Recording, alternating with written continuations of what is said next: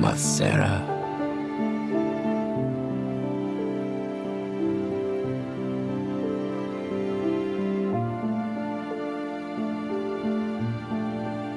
Macera.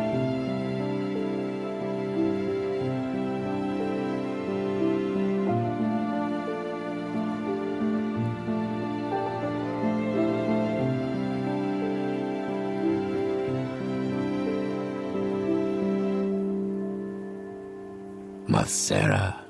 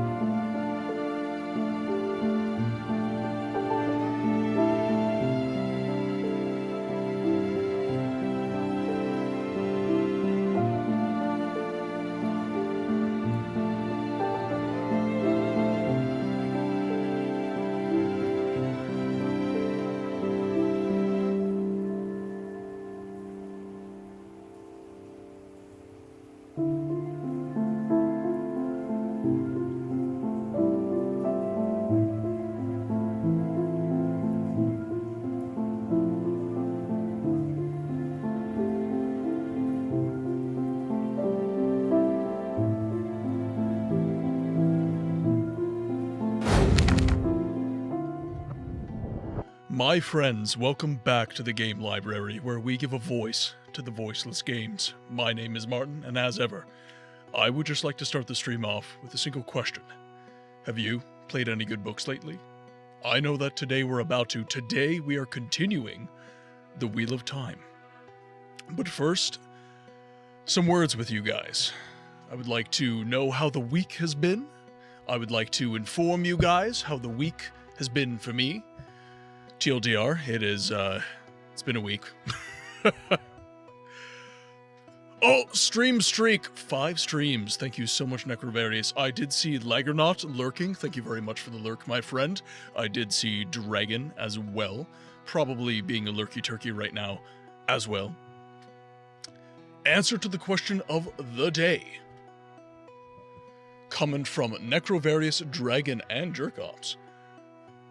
So Necrovarius says yes. And by the way, question of the day for those of you who are listening and not necessarily watching and looking, question of the day is, do you believe a game can age out of being good? So, answer to the question of the day from Necrovarius is yes. Yes. Tomb Raider and Clock Tower are a perfect example. Dragon's answer to the question of the day. I thought about this for a while, and ultimately, I think not. I can put up with games that have horrible and outdated mechanics, as long as I can find some enjoyment out of the overall writing and main story. That said, in retrospect, some games can age poorly in general. For example, as much as I love Oblivion, I think the original game has aged like a dusty cellar beer, as opposed to a fine wine. Question of the day answer from Portable Jerkops. Maybe not age out of being good, but some games were passable in their day because they were only games to go for their respective niche, and as competitors started doing the thing better, the games got aged. So, I've also been thinking about this one all day because I don't like the idea of this question, in that I'm not necessarily subscribed to the idea that even old games lose the ability to share a valid experience. So to use Necro's examples, right? Tomb Raider and Clock Tower. I believe those games, they are a part of history, and they have something to contribute to the player, even today. Audibelt PT comes to the chat going, ah! Welcome in, Audibelt PT. I am assuming you've had a very shite day. Viva Flora, welcome in. I hope that you're having a good day. By the way, I've been messing around with my EQ a ton because I really just hated the way my microphone was sounding. How's it sounding? Is it sounding good? Because I record just... I try all of the time to just get the mic sounding good, and I record back, and it sounds great, and then I stream, and it sounds like trash. So, I need feedback, chat. I need feedback. Pee-pee poo-poo noises. Oh, I do have to make a command for Audie. I do have to make a command for Audie. Here, I'm writing it down. I'm writing it down.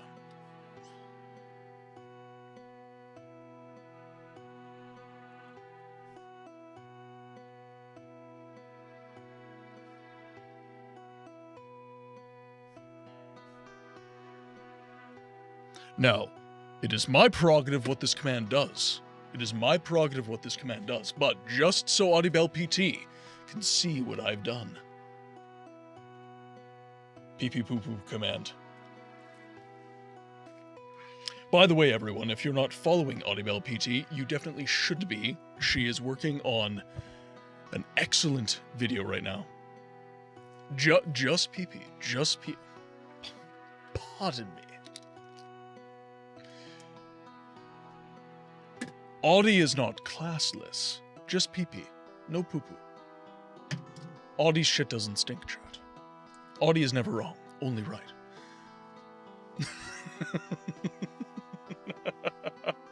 Now, busy. Now you're waiting on Chinese food. Yes, so, guys, if you're not following Audibel PT, please do so. Streamer, content creator, awesome human being. Great videos. go subscribe on YouTube. You will not regret it. My only experience with Tomb Raider games is the 2015 Rise of the Tomb Raider, and I enjoy it.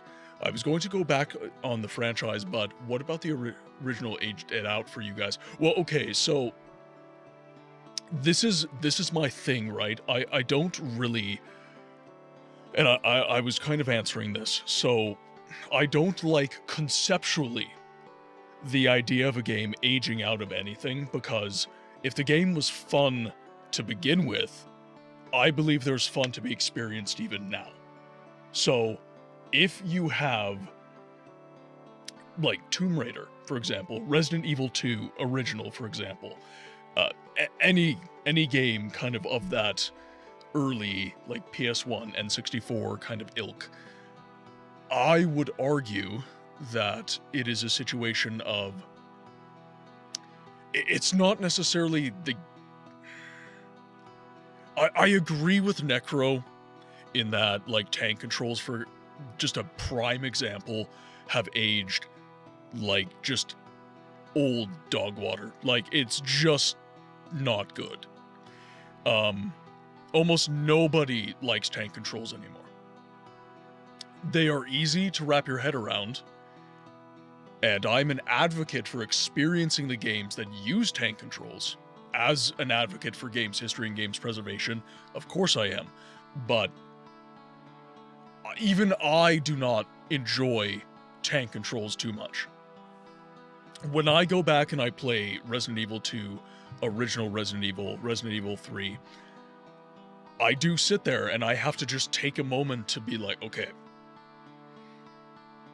no matter which way I'm facing, forward means forward, back means back.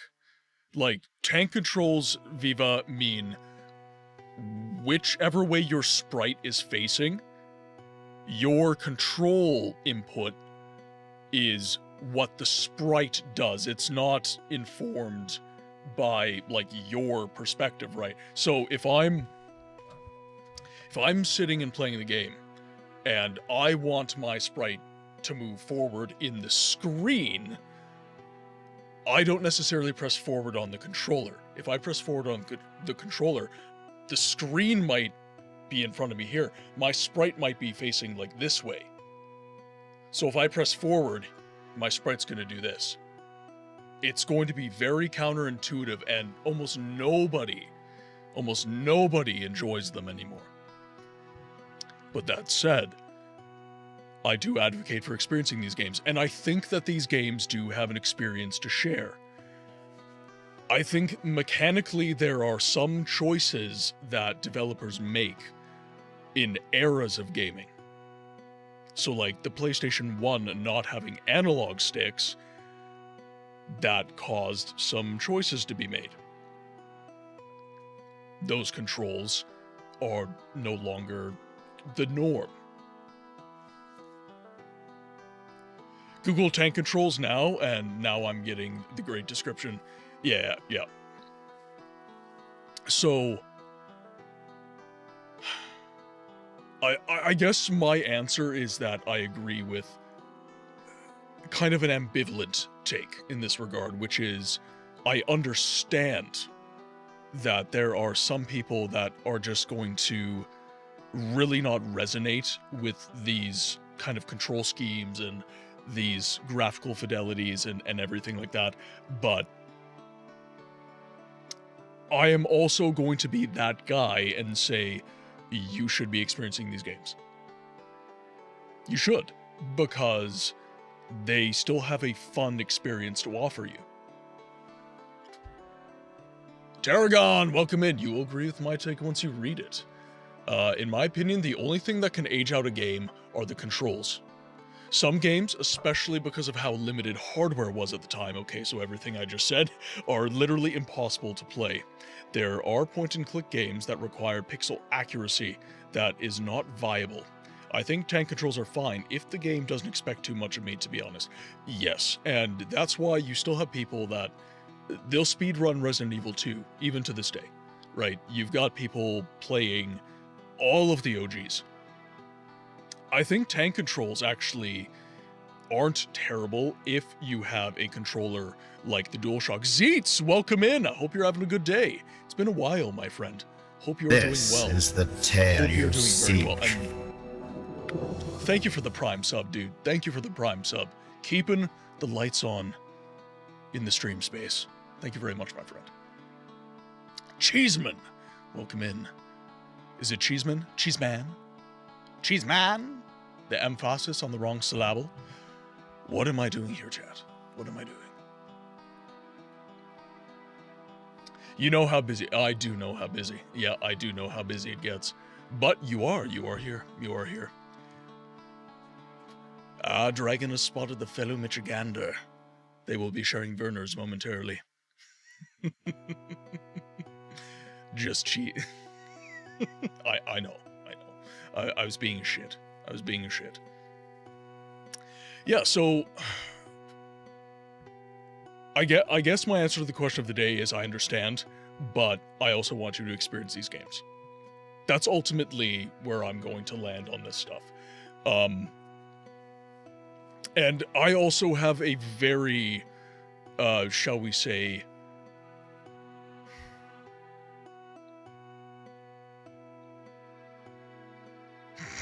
temporary replace Werners with I'm a fraud. It's okay, I'll be having Canada Dry and you'll still have a superiority complex. I understand the vociferousness with which people get upset at control schemes they don't intuit. So tank controls, especially now that we have control schemes that are they're just the Ferrari of control schemes. They're just fluid as hell. They feel really, really good to control. And then you go to tank controls and you're just sat there like your hands don't work all of a sudden. But I was talking to another creator the other day, and we had this interesting conversation of how the player was expected to adapt to the game when it came to older games. So like the devs would develop a mechanic, they would develop a kind of bespoke control scheme, which happened a lot. You know, it wasn't always that square or X was reload. That didn't always used to be the case. Devs all had everything was all higgledy-piggledy and all over the place. So you ended up in a situation where the player would have to sit there and read through the manual and find out what buttons did what. But now certain buttons do certain things in every game, period, bar none. So you end up in this, like, I was playing Resident Evil 4 OG, and then I played Resident Evil 4 Remake. Now, on the PC, and on this Xbox controller, in Resident Evil 4 Remake, it's right. I press this button. Actually, wait, now I'm doubting myself. It might be the other way around. Anyways, I'm gonna continue with the bit. But in one or the other game, this is inventory, so the Y button is inventory, and then the start button is your map. So when I switch from RE to OG, I end up in a situation when I play Resident Evil Original that I am always selecting for my map and never my attaché case. And it is infuriating. So I very much understand when people are like, I cannot stand these controls. I simply can't do it. But the expectation of the old game is, no, you do what I say. Yeah, like, these are my mechanics, so you have to learn these. And then you get good at the game. Whereas now, everything is kind of catered to the player. Everything has been standardized and catered to the player's experience. So I think that to enjoy an old game as a modern gamer, whatever the hell that means, it's a term we have to use, unfortunately, is you have to change your mindset. You have to learn the game's mechanics before you can just get into the game and enjoy it. The biggest mistake that I see with modern gamers trying to enjoy old media is that they start it up, no manual, nothing, and then they go, well, where's my tutorial? And then they start doing the trial and error sequence, right? They're pressing all the buttons, they're seeing what everything does, and they say, well, there's no tutorial, the controls are weird and not intuitive to me, so this game is trash, I'm never going to play it again, and I'm going to go into comment sections all over the internet, and I'm going to scream about how bad this is. That's what I've been seeing in a lot of, like, my video comments. And I think it's just a change of perspective that is required. Now, again, this does not mean that the age of a game does not contribute to the experience. It does.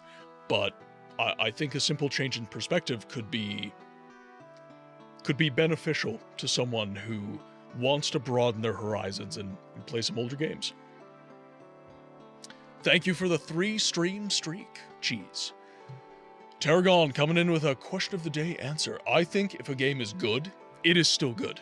I find myself going back to old games a lot, but I'm old.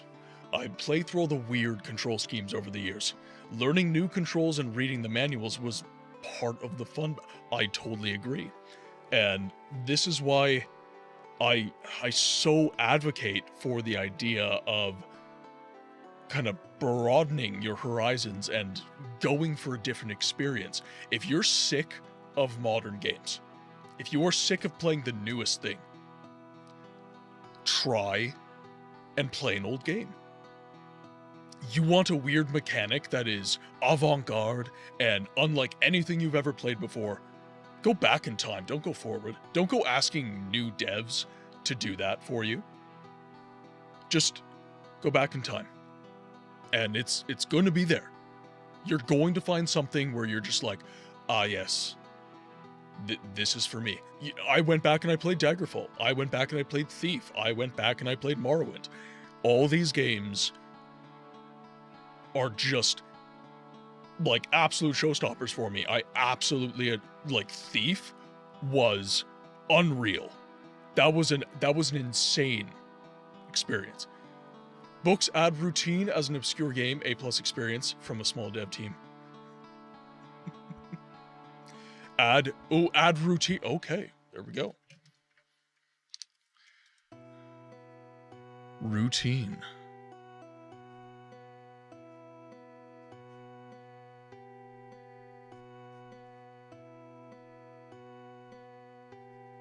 It is now written down. There was a clip I came across where the old games taught us life lessons. No tutorials, no save spots. You play, you battle through it. As in life, you won't be taught or shown. There is no save spot in life, and it teaches you patience. You have another message, so I'm just going to read that quick. I think today's games are more so. Developers change during updates, hackers and whatnot are there, to take the fun out of it. Example, Verdansk, Call of Duty. If you go back to the old games, it's only as fun as the player makes it. What could be boring and not good for one person well, it's all subjective, absolutely, all subjective. This is what I find myself, this is really what I find myself saying overwhelmingly in my content. Everybody's going into my shorts and they're saying, you know, this is shit. They're just speaking in absolutes and they're saying, this is shit, this is shit, this is shit, this is shit, you are shit, you sound funny, you smell funny, everything is garbage. And I find myself getting so disappointed. I think that is a good word for it. I'm just sat there and I'm seeing people just so angry. So angry. And I'm just like, why? What is your rage for? You know, like, it's a video game. It's art. It's entertainment. So the enjoyment of it is a completely subjective standard. Everything we talk about when we talk about games and entertainment is largely subjective. You know, we did talk about this at length, Audie Bell and I, during one of the Fable streams last year, which is insane to say. I've been streaming over a year. Holy shit. Razman, welcome to the red side, my friend. But we were talking about, like, objective measures of saying, like, games are bad. So, for example, you know, if a game is just straight up unplayable, right, it then ceases to be a game. And then it is objectively bad. Dev, welcome in. I hope you're having a good day. Hope you are having an excellent day. And, you know, there are objective standards that we can apply. There are definitely objective standards we can apply. But the large overarching conversations that we're going to have about art and entertainment, it's going to be conversations that are about our subjective experiences. My playthrough of Thief is not going to be your playthrough of Thief. My playthrough of Frostpunk is not going to be your playthrough of Frostpunk. We're going to make different choices. We have different caprices. We have different standards on what we enjoy. So, for example, I have just an overwhelming, just unreasonable amount of patience for games. I will suffer everything a game has to offer. I will suffer, and I will still come out the other side, and I will say, yeah, I had fun. I had fun. There are definitely some games that I will be like, yeah, not for me, but most people are not going to have my level of patience as someone who focuses on preserving games and playing old shit in particular. Apologies for the typos. No, I gotta get back to your question of the day. Thank you for the check-ins, everyone. Yes and no. I'm in the middle, and I think, like you said, it's a mindset usually with older games. I often get asked when playing older games, does it feel super dated? And the answer is almost always yes, because the game is like 15 to 10 years old, or even older. It's going to feel its age, because oftentimes games were still figuring out intuitive control schemes, camera work, movement, mechanics. While they can be good, I feel like you have to come to terms with, yeah, absolutely. You do have to come to terms with that. But in addition to that, I was playing, if you guys follow me on Instagram, I took a picture of a game I was playing yesterday. It is a first-person shooter. I was playing it for the Xbox 360. It's called Legendary. And what interests me, I've been playing a lot of like AA, single A kind of games lately. And what I found incredibly interesting, this just occurred to me as well, is that it's almost like the frame rates are worse in some lower budget games. Has anyone else noticed this? Like, I was playing Legendary and I was like, there's no way like Call of Duty World at War feels like this. So I slapped in Call of Duty World at War and I played around as zombies, the OG zombies, and it felt way more fluid. The frames felt way better. The movement didn't really make me feel super sick. The gunplay was super, super good.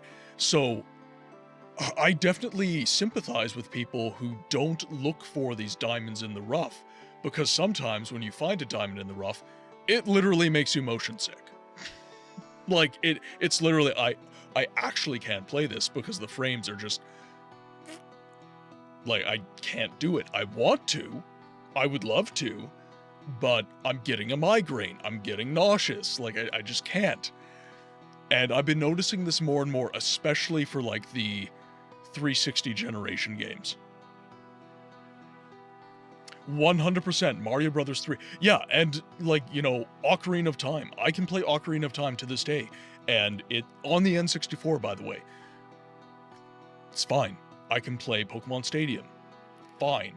You know, I can go back and these, you know, what would become known as AAA studios, those games didn't make me feel terribly bad. Now, I am curious about Legendary because the 360 was kind of one of those turning point generations of games where you had the CRT kind of side of things, which the 360 did have a component cable set that you had with the console, but it also had HDMI. So you have the games that were developed on CRT for CRT, even on the 360, and then you had like the most contemporary games that were designed on, you know, flat screens, plasma screens, and those games, they work. So I'm curious if I slapped Legendary on my CRT here, I'm wondering if it would feel better. I'm wondering if it wouldn't feel so kind of jittery and strange. However, I will say the gunplay in Legendary still feels pretty shit. It still feels pretty shit. And that sucks because the premise of the game is really cool. I really like the premise of Legendary, which is Pandora's box is opened and you're fighting all sorts of, you know, you're fighting griffins and werewolves and minotaurs and all this crazy shit. The premise of the game is excellent. It's just, well, and who's the developer who did, they would go on to do, I think it's Ninja Gaiden 3. I think it's the developer that did either Ninja Gaiden 3 or 4. So I think it might literally just be a result of the budget they were working with. But that is par for the course. You were there for that, Audie. I'll find a clip and text it to you. It's bang on what you're really, when you really think about it. I might have messed up. No, all good. Yeah, right. We were talking about tank controls, Razman, definitely. So, okay, real quick, before we hop into gameplay, how am I supposed to eat this pizza without my drink? I get it, I've been talking a lot, it's time to hydrate. Enjoy the Chinese food, Audibel. Enjoy the Chinese food. Okay, so before we hop into gameplay, I just wanted to mention something very quickly. I am almost at the level that I can make YouTube partner. I'm getting very, very close to making YouTube partner. So, I am 72 subs away, and I'm only a few hundred watch hours away. So, if any of you guys have not subscribed on YouTube, I would just ask that you hop over to the Beacons page and you just drop a quick sub. And if you are interested in any of the old VODs or anything, that does contribute directly to my watch time, so that is very, very, very, very helpful. That is like my goal for the year, is just make YouTube partner. So if you guys can contribute to that aim, I would ask that you do so. Fuzzy Bear, welcome it. Thank you very much, Fuzzy Bear. Thank you very much. Now, you came in with Liz, did you not? I know Viva came in with Liz, but for some reason I'm remembering Fuzzy Bear. You came in with Liz by the sword, correct? In any case, welcome in, and thank you for the sub on YouTube. Thank you very much. Yeah, I actually can't believe how close I am to making it to YouTube partner. I thought this would take the whole year, and ever since I've gotten really pointed and, frankly speaking, aggressive with making improved content, I would say, it's honestly been going really, really well. So, thank you all for the support, I guess is all I can say. Thank you very much for the stimulating conversations that end up creating my content ultimately. And thank you very much for the support in that, you know, all of this is you guys. right? Like, everything in this room is due to your support, your direct support of me and of this channel. So, guys, literally from the bottom of my heart, thank you very much. Now, in other news, less positive news, I'm probably going to be able to stream earlier tomorrow, and the reason for that is it is now Pothole City in Winnipeg, Manitoba, where I reside.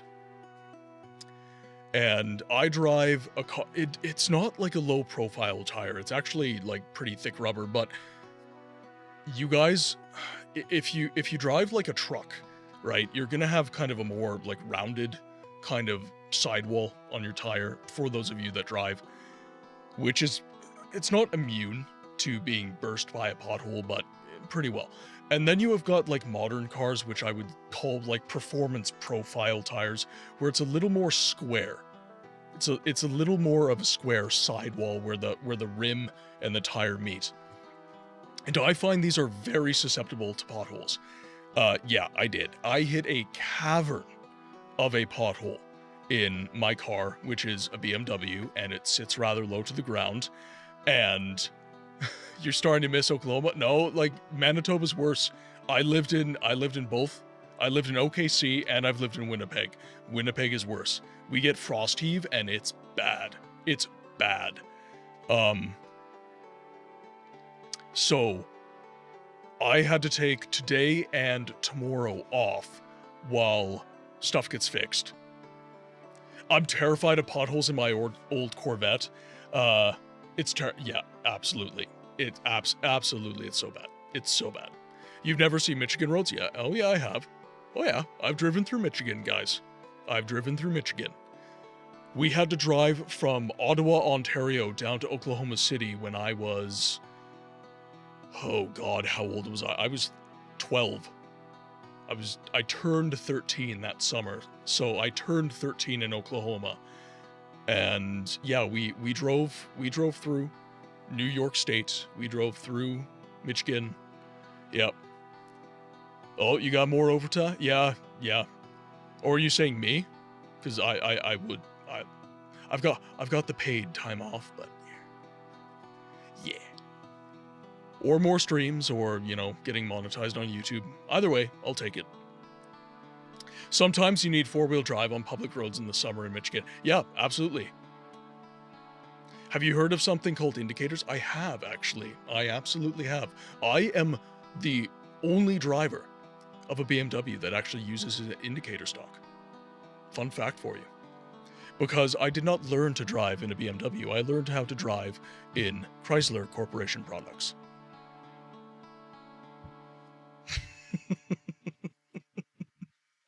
But, yeah, it's getting to the point, even with the it's a very capable car, actually. The all-wheel drive is great in the snow. It's got a very balanced chassis. I love driving, guys. Like, driving is my favorite thing in the world. And I'm a classic car nut. I restore old cars. But it's starting to get to the point where it's like, okay, I'm starting to think I might need like an SUV or a half-ton or something, because this is like the third time this car has gone to the shop, and it's never been for like major shit, and it's never cost a lot of money, but it's just been annoying. Like, it's just, you know, I hit a pothole, my tire pops. I take it through a, you know, what was the other one that happened? I had a thermostat go. Right? $80 part. It's super cheap. It was easy to do the work. Super easy, but it was just like, really? You know, like, this thing has 70,000 kilometers. And I get it. I bought a BMW. I get it. I bought a German car. I understand. I get it. But I thought that I would have a little bit more leeway because I got it with 70,000 kilometers. I do a lot of driving. I put a lot of miles on my cars. I'm not easy on my vehicles because I drive, I drive 120 kilometers per day, basically, every day. Yeah, it's annoying. So I might just trade it in because I've only put 10,000 kilometers on it, so I might just trade it in and get myself something that is like all-wheel drive, 4x4, you know, just sits high off the ground, has really thick tires. BMW bikes are just as bad for random weird things going. Yeah, and it's not, everyone's like, oh, a German car, it's very expensive. It's never been. It's never been expensive. It's just irritating. It's just annoying. That's all it is. It's never like, oh God, my bank account, fuck. It's always just like, really? That broke. Like, oh, like this one linkage on a wiring harness snapped the tabs. My thermostat, you know, like just broke for some reason. And actually this would have happened on any car with performance profile tires. So I'm not going to blame it being a BMW for this, because if I was in like a Challenger or a Mustang or something like that, same thing would have happened. The exact same thing would have happened. But I've always had either an old car with like this much sidewall, or I've had my 300, which basically had truck tires. I think it was 235, 55, R19 on those tires. A massive tire, huge. I never worried about potholes in that car, not once. But now I'm in a more kind of sporty vehicle. I'm in a coupe, and now I'm worried about stuff and things. So it is what it is, but you guys benefit because tomorrow I will probably be able to stream like 2 hours sooner. I will announce when to you all, but it's probably going to be an early stream. I'm probably going to stream a little bit earlier. Now, with all that said, with all my depressing for me news, we are switching from the new hybrid Subaru, to the new hybrid Subaru Forester. You're about to drive off across country. Mrs. Books really likes Subarus. We have a Mazda for her right now, but she really, really likes the look, and, you know, she's an equestrian. She does lots of stuff at the farm. She does a lot of like back road driving. So she just likes the idea of a Subaru and having that capability, but without being too truckish kind of thing. But yeah, right now it's an older Mazda. She's got a 2015. So it's older. Like everything we have is like 10 years old. Because it's just, car prices are just so crazy right now. I was looking into half tons just after my BMW is still in the shop, and it's a wait for winter tires because none of the tire places are stocking still. None of the places are stocking them still. Because winter's almost over. And she the lady there, she was like, yeah, it's gonna be several days. We have to ship them from the warehouse. And I was, really? Winter tires. It like, we're in winter. And she's like, yeah, it's gonna be a wait. It's gonna be a wait. So it's still there, just waiting for tires. So I got my mom's truck right now. And I was looking online at like Ram 1500s, Ford F-150s, Chevy Silverados, GMC Sierras, just like, I'm checking the whole market of trucks, because I'm not an SUV guy. I'm just not. If I'm going to have a vehicle that's just obnoxiously large, it might as well be a truck. That's kind of just me. So I was looking at all the half tons. I was also looking at kind of smaller trucks like the Tacoma and the Frontier, I think. I don't trust Chevy and Ford's small displacement motors. I've heard too many bad things, so I'm not looking at smaller trucks for Ford and Chevy. But I was just sat there looking at how much they're charging for even high mileage examples of things. I'm in Canada, and it's insane. There was a truck with, I think it was a 130,000 kilometers. So well driven, broken in, certainly. And just absolutely Charging through the nose. Charging through the nose. BYD. I'm not sure what BYD is. I get it. I miss my old 2000. Oh yeah, the 2001 Silverado was a good truck. Yeah. Heard Chevy and perked my head up like you attacked my family. You said newer Chevys and suddenly I didn't give a shit. Yeah. Yeah. Well, and this is the thing. Like, the newer stuff is so unreliable as well. You read into it. You just have horror. No matter what the make is. Ford, Chevy, Ram. It's all bad. Oh, BYD is a Chinese-built car maker. I don't have enough of... I'm very service, like... I need to know that things are reliable before I buy them. So, like, even the BMW that I bought, it was the N55 inline 6, which is basically the most reliable inline 6 BMW has made to this point, before I bought the car. And it's got the ZF 8-speed transmission, which is... It's in everything. It's, like, the best transmission in the world at this point. Are they white mini truck people? Those things look so freaking fun. Oh, the K trucks. Yeah, the little K trucks. Actually, the moment I said I was looking into a truck, Mrs. Books sent me a little Isuzu. She sent me a little Isuzu K truck, and I was just like, I gotta drive on the highway. That little 3-cylinder would be just screaming if I tried to drive those. Yeah, those little K trucks are adorable. If I was in the city, I'd definitely get a K truck. Yeah. Alright, with that said, let me start up the game.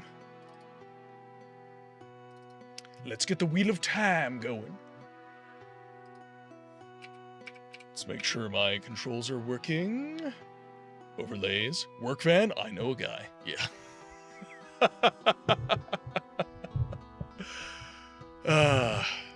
Yeah, no, it's definitely different now that I'm on, actually, Zeets, I just realized. I forgot your username, yes. I'm not on the service side anymore. I've moved over to construction, so I'm an apprentice on the construction side, so I'm driving my own stuff. I'm stuck. Yeah. I'm enjoying it quite a bit. It's definitely a different vibe. It's fun though. It's definitely fun, and I'm learning a lot. Like I'm dealing with a lot of. It's different kinds of problems when you work construction. Definitely. All right, now over to the Wheel of Time. All right, now before any of you ask, yes, this is affiliated with the books. This is affiliated with the books. Let's see. Let's go on. Let's find my game. There we go. We are now in the vaults beneath the White Tower. It's amazing work. You feel accomplished.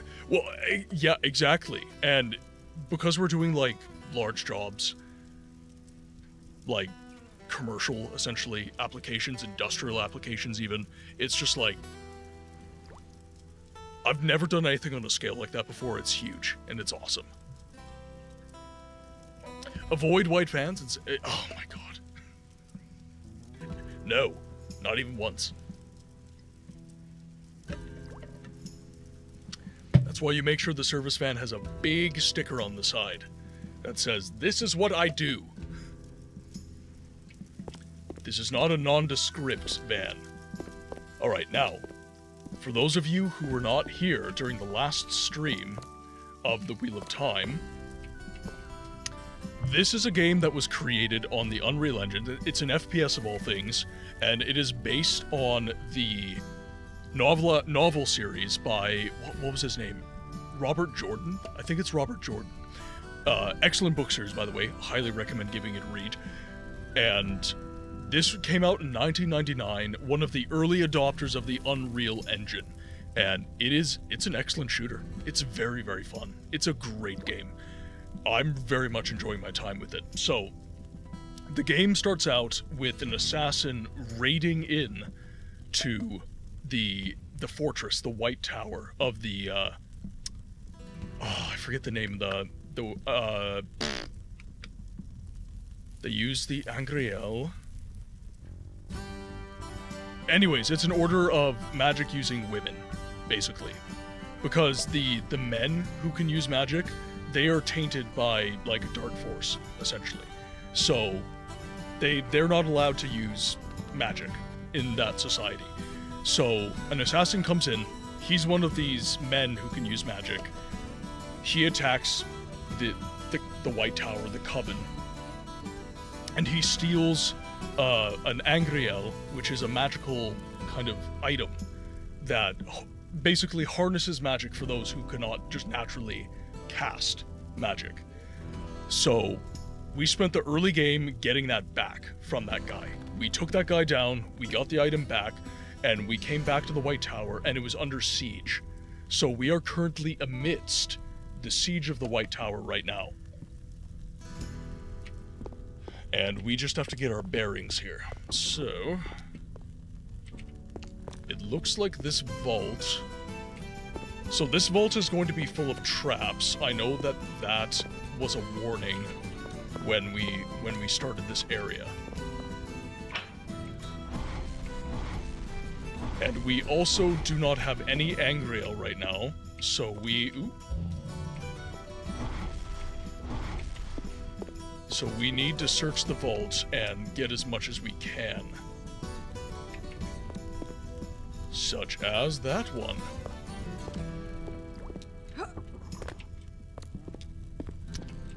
Now, I feel like this is here to lure me in.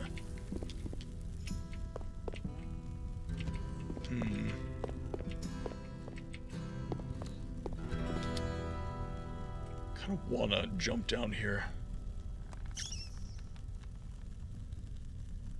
But I'm not going to be able to get up there, so I'm not sure if there's much point. You know what? Fuck it.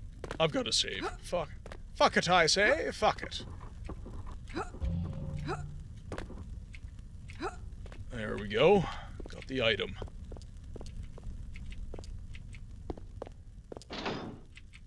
Ooh. Piece of candy.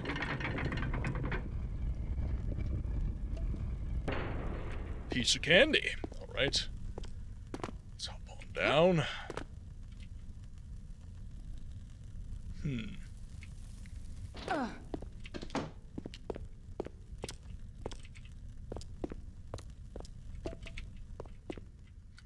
Keep our eyes out for some magic, chat. Because once I'm in combat down here, it's not gonna be good.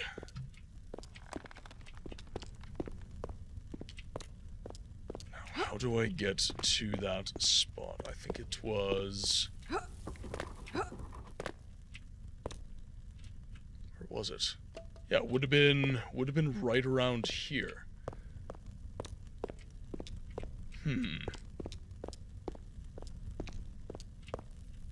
Now, I wonder if that's a time-limited puzzle. Yeah, I bet money that that is a time-limited puzzle. Ah. Alright. So, okay, this leads to the stairwell. Okay. So I'm not worried about losing out on that anymore. Let's climb up. Just make sure we can... Oh, come on. Come on. You can do it. There we go. Yep, definitely. Okay, so I'm going to have to... let's just watch.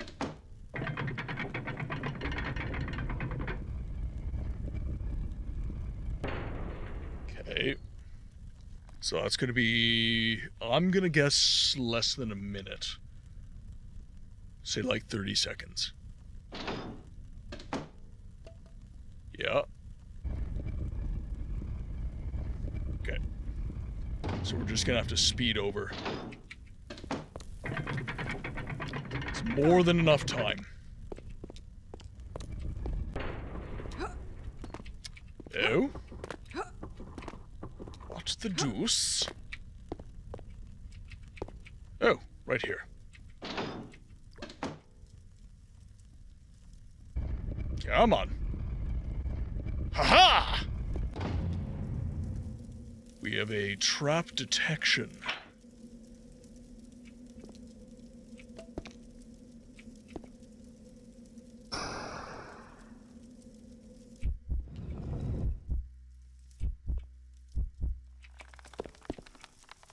Oh, that's interesting. Right, let's get another... Aha. We have, like, no health either. This is not good. Okay, so that trap is right around...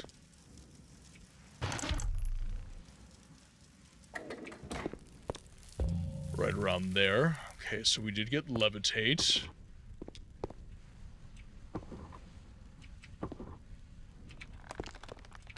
Oop, just 1 second, chat. I am getting a call. I will be right back. Again?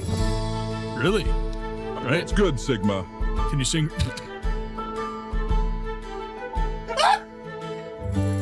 He wants the bran flakes. I know, he can't resist. Sorry, I'm not interested. They have corn and bran. He needs fiber. It's to wash down the human. Little known fact, humans do not have a lot of fiber. That was work.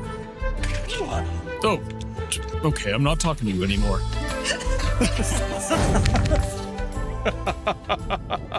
I realized I left my mic on, so you guys know exactly what that call was about. Survey says, me no like. I should have known better. Call at 7 p.m. It is almost never a good thing. Right, so we have... Oh, we don't know the clips drowned you out. Alright, well... Oh! Holy shit! What the fuck? Alright then. Alrighty then.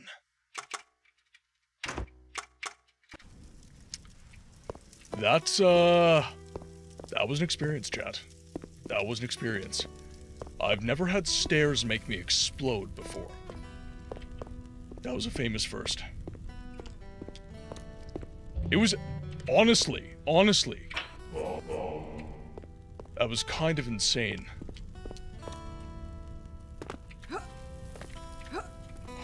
Soundtrack can be so soothing sometimes. Oh. That's how they get you, chat. They lull you in. Furious, welcome in. Ah, yes, platforming. Yes, first-person shooter 101. If you're not platforming, you're not playing. The old improvised explosive stairs trick. The oldest trick in the book. Alright, once we're in this area, we should save our game. Don't want to lose out.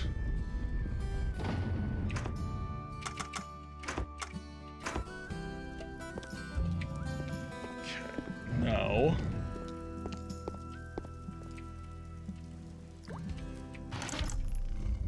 Aha! See, I got cocky. I was like, well, if all the traps are just like this, what of it? Nope. I got bamboozled.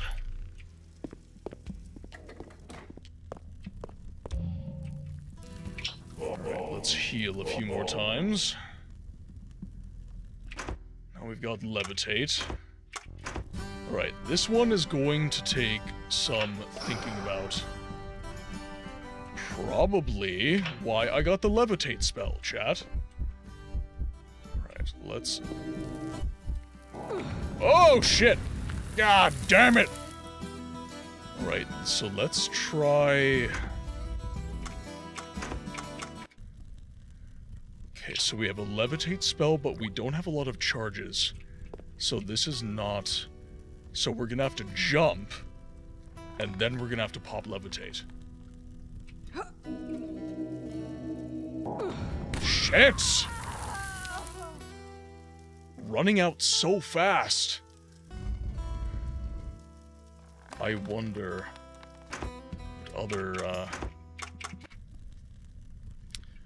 So we've got the Tracer. We've got Reveal Trap.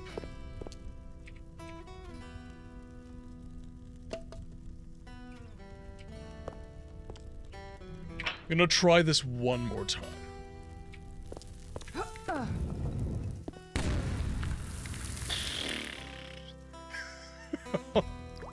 How do you even get past that? Honestly. Wait. That was weird.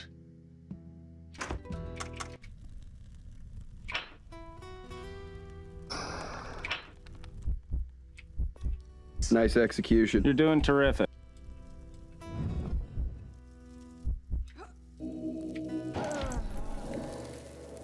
So, no matter what, they go off. So how do I get past that? Is that a Bucarino Bobino on the Twitchereens? Or do my eyes deceive me? I can't believe I read that out loud. Rainlight, my man! Welcome in. Welcome in, my friend. Hope you're doing well. Hope you are not getting locked in ad jail. I hope you are a baller. And you are turbocharged.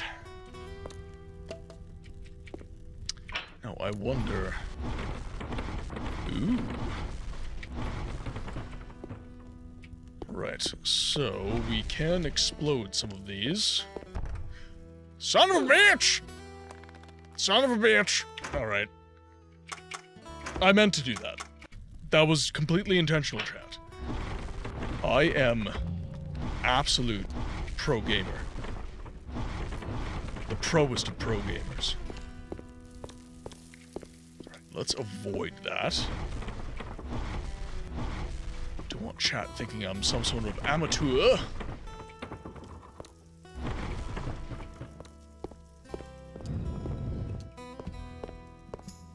Okay, so that's not dangerous.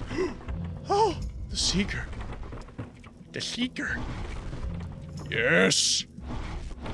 Yes, give me the secret formula, crabs. Excellent. Excellent. Right, now let's pop on through here. Boom, more chain lightning.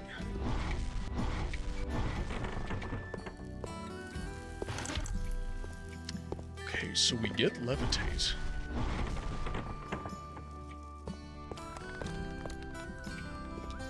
Okay, we got... Elena, in order to be initiated into the White Tower, you must be You what? The artifact you see here is a special Tirangreal for this purpose. Walk through each of its arches in turn. They will bring you face to face with your greatest fears. Don't panic. Oh, that was the tutorial. Okay, that was the tutorial. I was like, what? Alright, I gotta do all that over again, because I don't know how to press buttons.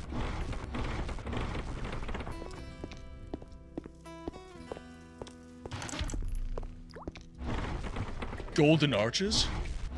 We're getting McDee's, baby. I wish.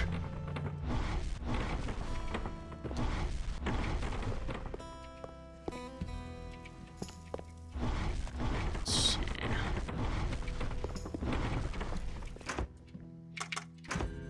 Nope.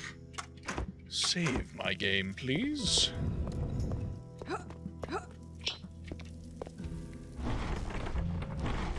Chain lightning. I wish it was grease lightning, personally. Welcome back from ads, everyone. We are just trying to find out how to get through this puzzle here. So, the stairs aren't the problem. The stairs are not the problem. The problem is these explosive charges. I thought the stairs were killing me. So... part of me wants to...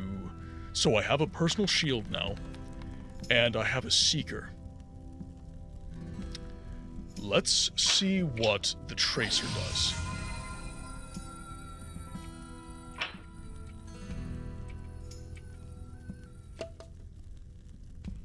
That feels useless.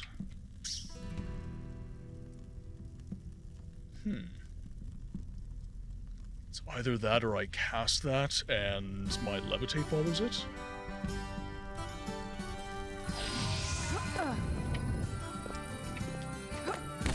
Woo! Oh, that leads... Okay, that's the safe. Okay, yeah. I see what you're doing now. I know some of these words. Alright, so... Here's what I'm tempted to do.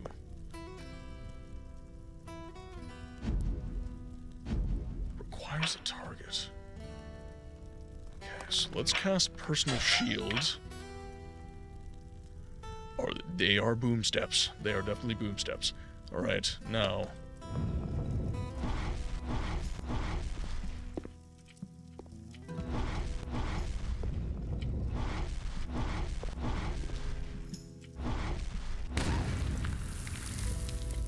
Okay.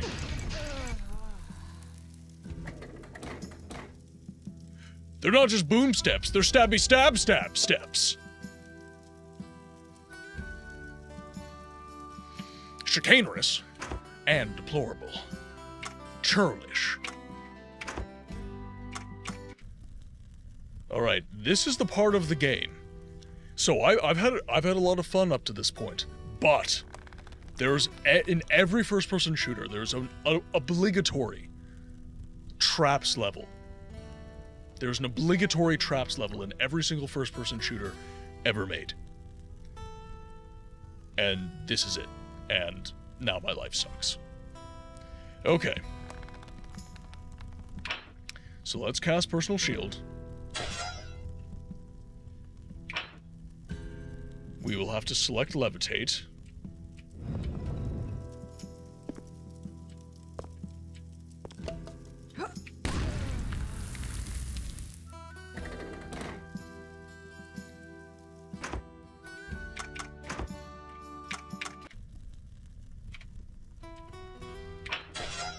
Pro gamer moves, guys. Pro gamer moves. Okay. So levitate at the ready.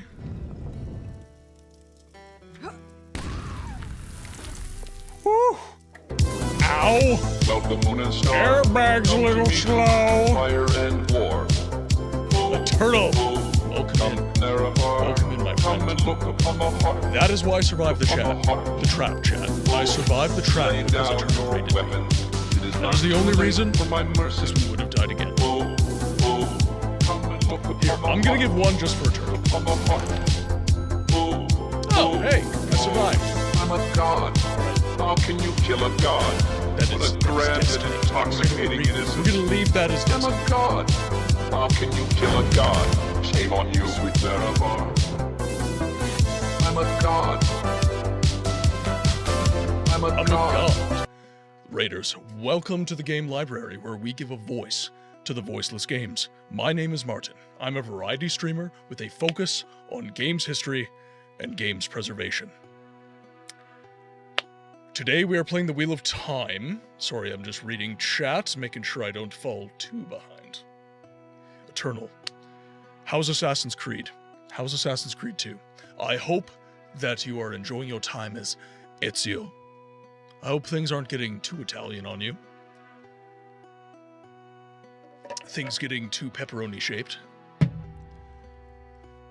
Let's see, I see a lot of familiar names. Font Crimes, welcome in. R2, welcome in. Graze-a-Monkey, welcome in. Siren, welcome in. Ghost, why do I call you Siren? I always call you Ghost. Welcome in. Mooncake, welcome in. 006, welcome in. Harold the Hatter, you beautiful bearded man, welcome in. Scapeshifter, welcome in. If not pro, then why pro-shaped? Thank you very much. It's an illusion. I put on a very good facade. I was having a wonderful time in Assassin's Creed 2. Such fun being back in Renaissance Italy. So I'm gonna level with you. I'm gonna level with you guys. I am I'm very much lamentatious of Assassin's Creed no longer being historical, just historical fiction, right? They got very... This isn't really a word. Actually, it's probably a word. Fantastical. They went very just over the top with, I think Origins was the first one, with like kind of the pantheons and everything like that. You had Valhalla, you had,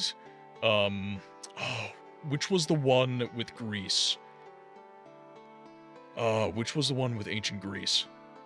Anyways, I don't play a lot of new Assassin's Creed. I don't play a lot of Assassin's Creed anyways. Yes, Origins, Odyssey. It was Odyssey.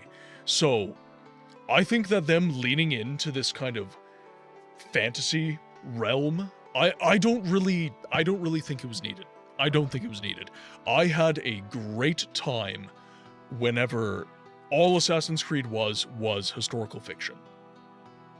That was very fun, and pretty much every Assassin's Creed game up to that point, I think, was very, very interesting. Just wait until you hear that the Assassin's Creed 4 remake is going to have all the RPG mechanics, really kicking everyone down. So, here's the thing. Black Flag does not need a remake. None of them do. Just remaster these games. Like, why are you remaking every video game that still has a pulse that you can register, right? Any old, like, anything, honestly, with the PS3 or the 360 controller, that is, in my mind, a modern controlling game. And we were just having a conversation with the question of the day at the start of stream, where if a game controls, that, like, controls are what is going to date the game the most. And anything from, like, 360 to newer, I'm sorry, that game controls like a modern game. That does not need a remake. And even some games like Resident Evil 4, like the GameCube controller, one of my favorite controllers of all time, those games don't need remakes either. Like, they just don't. It really doesn't, but I'm pointing out that they're not only remaking this game unnecessarily, but they're also molesting them. Well, the same thing's going to happen with God of War. The God of War games are going to get remade in the image of God of War 4 and Ragnarok. Technically, the non-historical stuff was where since the start. The whole Templars Assassins thing, that is the main story. But I guess you were specifically talking about the match. Yeah, well, and that's the thing, right? It is. You're taking it into this, like, very fantastical kind of magical space where it's like there's gods, there's mythical beasts that you're fighting, and all this different stuff, whereas it's like it was just Assassins versus Templars in the early games, which was like fine, honestly. I get, you know, it's like, oh, the main conflict's getting a little stale, we're using the same thing over and over and over again. But that is the point where I would say that we should have a conversation about just ending the story. Like, I'm an advocate for letting a story end. Why don't we just let stories end? I'm very frustrated with a lot of these forever franchises where it's just like, you're just gonna keep shitting out games, and you get to a point where you're just going to hurt the story. This happens with books, this happens with movies, this happens with bands. Like, you get this kind of golden era where everything is just absolutely dialed in and fantastic, and then you just push a little bit too hard, and then all that goodwill is just, it's gone. This almost happened to Resident Evil. This almost happened to Resident Evil with 6. They lost their way too much, and it took a hard reset. Like the hardest reset in gaming, arguably, to correct that. And honestly, like, Resident Evil 7, one might argue that that is not even recognizable as a Resident Evil game. And that just gained them the grace to make kind of more in line with Resident Evil games. Of course, now we understand that 7 and 8 are a part of the Resident Evil kind of nomenclature and zeitgeist, but when 7 first came out, everyone was like, is this Amnesia? We were kind of confused. We were sat there like where's my tank controls? Where's my Capcom? And then we got the shit scared out of us, and we were like, oh, okay, Resident Evil is swinging. They're trying to get us back right now, and luckily, they stuck the landing. But what's happening to Ubisoft right now is they are taking, so they had a major schism from, like I said, the source. Origins was a reset point, I would say, and they kind of rolled with what Origins did, because it sold well. And I think they've used up, with Shadows, they used up the goodwill that kind of shaking shit up with Origins did. And now they're kind of to the point where it's like, okay, now people are done with this, right? They said Valhalla was too long. They said Shadows wasn't, there was a lot of shit with Shadows that I don't care to talk about because it's a waste of breath. But needless to say, Shadows was controversial at best. And now they're bringing back Black Flag as kind of a, oh look, we can do remakes too. And I think that the Assassin's Creed franchise needs to take a break. Honestly, I think that they just need to just chill. They've got a lot of good games out that we can all experience, that we can all enjoy, and Ubisoft needs to just, like all of these big publishers, they just need to step back and take stock. Because they are so diverged from what gamers value at this point that they need to give their heads a shake and they need to come back. Oh look, we can do remakes too, but we also change fundamental mechanics and that don't need changing because we think that's what our player base actually wants, except if you did a survey, you would realize, no. No. It's kind of like songs with a lot of trending slangs that doesn't really last in pop culture, even though they're a bop for the first few months. Gangnam Style.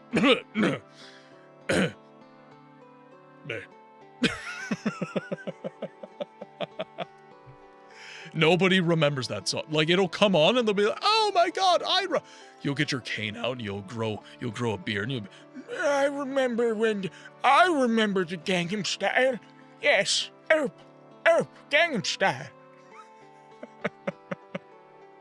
Yeah, no, you're totally right though. Stuff just doesn't age gracefully, shall we say. Mullet Balls, welcome in. Hi, I finally beat Daggerfall today after years. Did it on the DOS version too because I'm insane. How's the stream going? We beat Daggerfall as well. How did you find the Mantellan Crux? I need to know how you found the Mantellan Crux. Because I don't know if you watched any of the VODs. And by the way, if you guys have not watched any of the VODs, watch me do the Mantellan Crux. I lost my mind. Like what I'm dealing with in the Wheel of Time right now, kind of the puzzle phase of the game, that is the Mantellan Crux, and I just, like, I didn't, like, yell or anything, but I was just like, what? I was so confused. I was so confused. Harold, like George R.R. Martin asked why he kills off so many of his favorite characters, because people die and or are killed. Stuff ends and sometimes not how you like, but it happens. Well, and see, here's the thing, right? If you've got a good end point to your story, if you've just got a really clean ending, if it's just like just so clean, end it. Seriously, like, end it. And make something else. Because even if that thing sells, because you had such a clean ending, everything you do after that ending is going to be shit. And your fans are going to degenerate into this, like, cacophony of just angry people. And it's not going to be good. Because everybody's going to try and rationalize the continuation of the story, including your own writers. If you get a clean ending, just stop. Write something new. It's over. And that's okay. It's okay for stuff to end. It's okay. Lynch mob that forgets everything great from before. What happened to Star Wars? Disney bought the rights. They made movies that did not need to get made. They did not need to get made. And the fan base just cannibalized itself. They just cannibalized themselves. And it's to the point now where, like, I'm a pretty moderate fan of Star Wars. And I just won't touch it. I will not touch Star Wars with a 10-foot pole anymore. I will not do it. Because the fan base is just a dumpster fire. Like, I'm not going to watch anything Star Wars online because I'm going to go to the comment section and they're going to be like, bah! And we like, hell no. It was, I mean, maybe because I overleveled by a lot, I found it easy enough after some time. That is not counting the riddles for the first part of it. Well, and that's what I'm talking about, because frankly, I played a mage. I had that's like most online, that is my entire comment section on Instagram. I just described. You just go, any video I made, no matter how good the take is, you're gonna have someone there going, bleh! I'm just like, why? Why are you upset?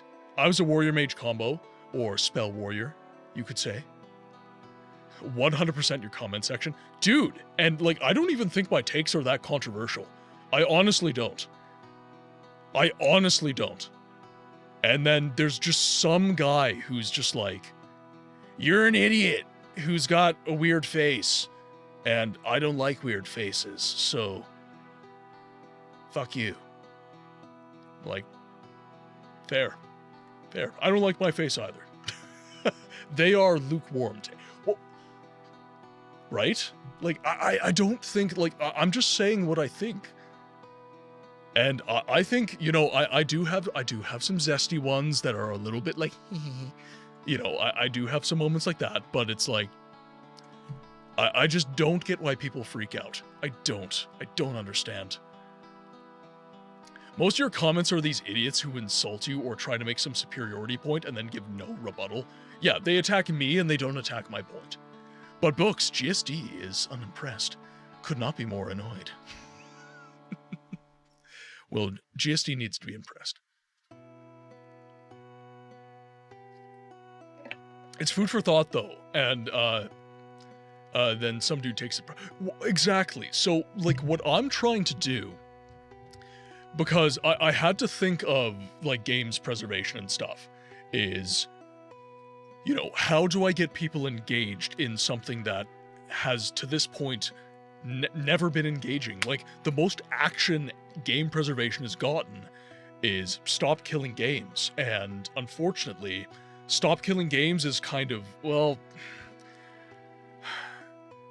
honestly, they're kind of getting shanghaied by some people who want to do some sketch shit that is against, like, international law. Like, you're never going to, like, Stop Killing Games is never going to get what they're asking for. They're never going to get what they're asking for, because it is against the Berne Convention of international copyright law. They're never going to get what they're asking for.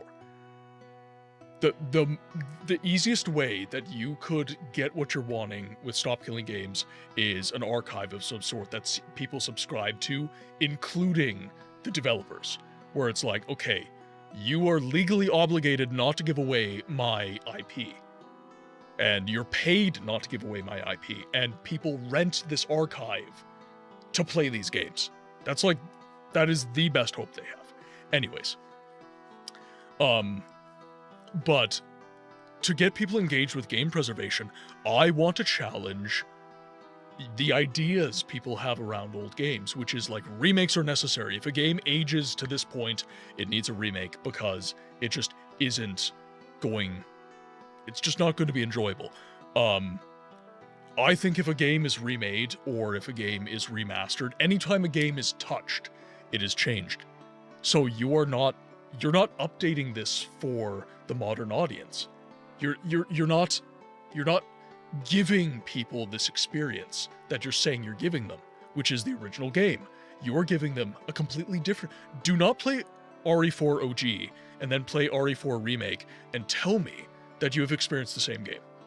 In what universe have you experienced the same game? Right? That is my point. So, with my content, I just want to challenge those ideas. I just want to say, like, hey, maybe instead of a remake, we do a port. Maybe instead of saying that this old game is trash, maybe give it a chance. Because everything is fun to someone. And with old games, we kind of talked about how old games had this expectation that the gamer would learn the game. You as the player would adapt to the game, as opposed to the game catering to you. It's a different kind of perspective, and when you have spent your entire time as a gamer being catered to, you are not going to take kindly to when the game is like, fuck you, no, you do what I say. Yeah, I'm the boss. You learn my mechanics, and you play the way I say. Read the manual. Pay attention. Be engaged. And that's why I think asking someone to broaden their horizons and play these games is so important. I gotta tell you guys, I was a run-of-the-mill gamer. Like, seriously, I played everything new. I was playing Call of Duty. Wasn't this big proponent for old games, for retro anything. I liked what I liked, and I played what I liked. And I didn't go out of my way to play old games or play anything retro or anything of that sort. I was not me who you see today, is what I'm trying to say. And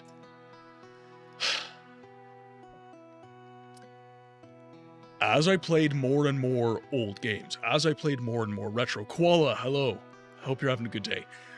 As I played more and more retro stuff, my perspective actually shifted majorly. And there's stuff in new games now where I'm just like, Like my stance on remakes and remasters, that is a result of me playing so much retro stuff and having so much fun with it. You know, playing The Witcher 1 and going like, this is not as bad as everyone says. It's genuinely, like, really good. So why is everyone saying this is garbage? Right? Like, I'm questioning people's opinions, and I think that's what people don't like. I think people don't like when I post a video of The Witcher and I say, this game doesn't need a remake, and it absolutely does. I had a horrible time with it. And it's like, okay. You know, but like, that's, whenever someone has a really angry opinion, that is my response. I'm like, okay. Like, do you want me to scream back? Like, that is your subjective stance on a piece of entertainment. Which, like, okay, but also, like, don't complain that we're getting cash grab remakes then. Because the same gamer that says The Witcher 1 needs a remake, they are the gamers that are saying there's too many cash grab remakes. It's the same person. It's the same exact person. And I always have this kind of like, it's almost like a parental knowing in these situations where I'm just like, okay, yeah, just wait until you're older. you know? And that just, it makes them more mad, it makes them more upset, but that's kind of where I end up on it. I'm just disappointed. I'm not angry, I'm just disappointed. Still, I think UX design principles have evolved a lot in the mostly positive way. To apply to this really old game, 80s, 90s, could be a positive thing. Well, sure. I'm not saying that remakes have no place. I am not saying remakes have no place. I need to head out, books. I need to come back. No, all good. All good, Eternal. Get some sleep, man. I know it's super, super late. Guys, if you're not following Eternal, I know that there were some shoutouts earlier, but those have long since passed. If you have not followed Eternal Arcade, great streamer, great friend, please click his name. Click that heart button. It's super easy. It's free. You will not regret it. He plays a lot of the golden era games that we love around here. He's not quite as retro as I am, but he does play a lot of older games, a lot of racing games as well if you're into that. Sometimes I wish people would just not play the games and just ignore everything about the game instead of yell and scream about how they hate the game. Precisely. Remakes are great for when the game is so good you want it again. But if the games are not good enough for that, then the remake isn't really... See, I have an inverse opinion. When the game is good, when the game is fantastic, that is when you don't touch it. Welcome, Moon and Star. Jormungandr! Welcome in, Raiders! Welcome in. Could I please get a shout out for Jormungandr? I need to see what he's been playing. Probably been playing with the misses, the perfect not too late for my mercy. God of War 2. OG God of War. Koala Blues answer the question of the day. Age out of being good? I'm a god. How can you kill a god? What a grand and intoxicating innocence. I'm a god. How can you kill a god? As long as the remakes so okay. I'm a god. Okay. I'm a god. Yorm, in the chat, tell people what you're about. Give everyone all the things, guys. If you are not following Jormungandr, he is a massive supporter of the community, and we like to support the supporters. So, if you are so inclined, go check out his channel. Hit the heart button if you'd like. Much appreciated. Now, Mulletball said something, several things actually, that I really want to talk about. So Yorm, take to the chat, tell us how you like God of War, tell us what you've been enjoying about the game, and I would like to continue to speak on this. Okay, so, I kind of have an inverse opinion too. Remakes are great for when the game is good and want it again. But if the game is not good enough for that, then the remake isn't really needed. So I have an inverse opinion. I think if a game is challenged, limited by its hardware, a game like Parasite Eve, a game like Galarians, a litany of these kind of early Sony games that really just didn't get to spread their wings. Legends of Dragoon. I feel like if that got a Claire Obscure treatment, that would be, woof. Anyways, so the games that are challenged, I feel like those are the games where I'd be like, remake? Absolutely. Absolutely. But the games like Resident Evil 4, the games like Silent Hill 2, I think that we need to internalize something when it comes to these remakes. And that is, if the game is so good you want to experience it again, then experience it again. Play the game. Because what you're asking for when you ask for a remake is you're asking for a change from that game. Because every single time a game is touched, it is changed. A remaster is different. But every single time a game is touched, it is changed. I go back to my Resident Evil 4 example. You cannot tell me that when you play Resident Evil 4 the original and Resident Evil 4 the remake, that you are playing and experiencing a game that feels even remotely the same. You're not. Now, is RE4 Remake a fantastic game? Does it deserve to exist? I would argue the deserve to exist part is par for the course, because it does, but it's a fantastic game. They knocked it out of the park. But there are also, for every RE4 remake, there's also a remake that completely misses the mark and completely ignores the source material. And they change things that don't need to be changed. So I think that we need to be more judicious with the way that we remake games. I think that we need to think more on what games deserve a remake and why. Because again, if the original is good, I would argue just play the good game and let it be good and just give it HD ports, just give it remasters. You know, like Bloodborne is a fantastic game. Do not remake Bloodborne. Remaster it. I mean, I would consider challenged or limited games not bad usually, depending on the game. Daggerfall is limited, but not bad in my opinion. Daggerfall Unity deserves to exist, however. Okay, so I think we have an accord. I think we have an accord. I'm thinking I'm the only person who likes Daggerfall DOS. I have an inane, almost annoying amount of patience when it comes to old games. So I have played Daggerfall DOS at this point. I have Daggerfall Unity. I prefer it. I have played Daggerfall DOS, and I'm an experienced guy. Like, I like the OG experience, so I will go out of my way for original hardware. So I have all of this cabled up to a capture card right here, and I now have downloaded a CRT filter for OBS. So whenever I play this, guess what? I've got a CRT filter that I can apply so the game looks like it used to. Which I think is really cool. But I've also played Redguard. I've also played Battlespire. These all run in DOS. And I understand when people are like, I'm good.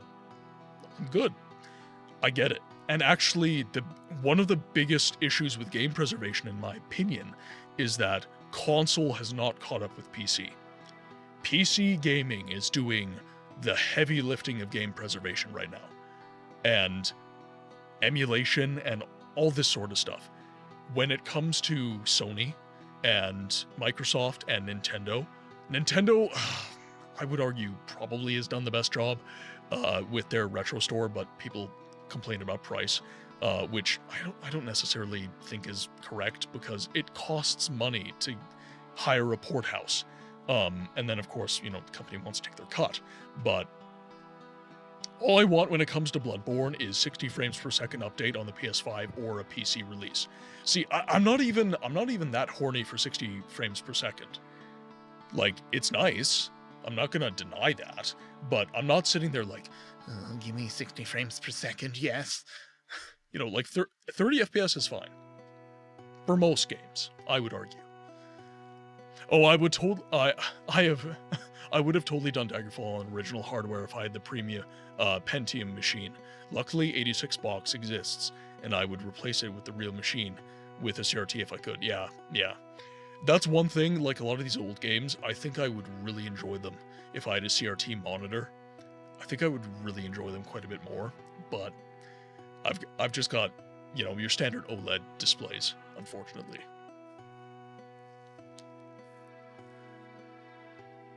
I played Daggerfall DOS a year after release. Man, different times for sure. Well, and the thing is, like, when I say... How am I supposed to eat this pizza without my drink? Razman's like, you're talking a lot. Make sure to drink. And actually, we should get back to the game. So, I think that...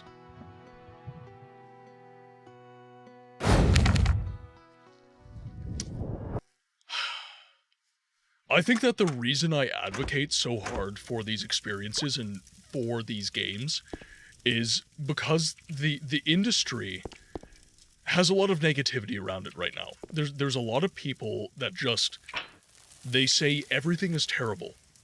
Everything is just bad right now. And I'm one of the few people that hard disagrees with that stance. I think that things are different, but they're not necessarily worse than they've ever been. Like, I'm not gonna sit there and... I just did a short recently on, you know, quote-unquote slop games. And I was talking about the idea that slop has always existed. There's always been shovelware. There's always been games that took advantage of people's willingness to spend money. These are not new advents of the modern industry, and people acting like they are, you're raising your blood pressure for no reason.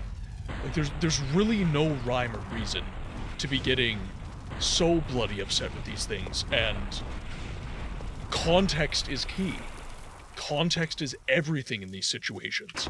So I advocate that people just play an old game, play several old games, play all of the old games if you can, and realize that, look, are things different? Yes. Some of them worse? Yes. Some of them better? Hell yes.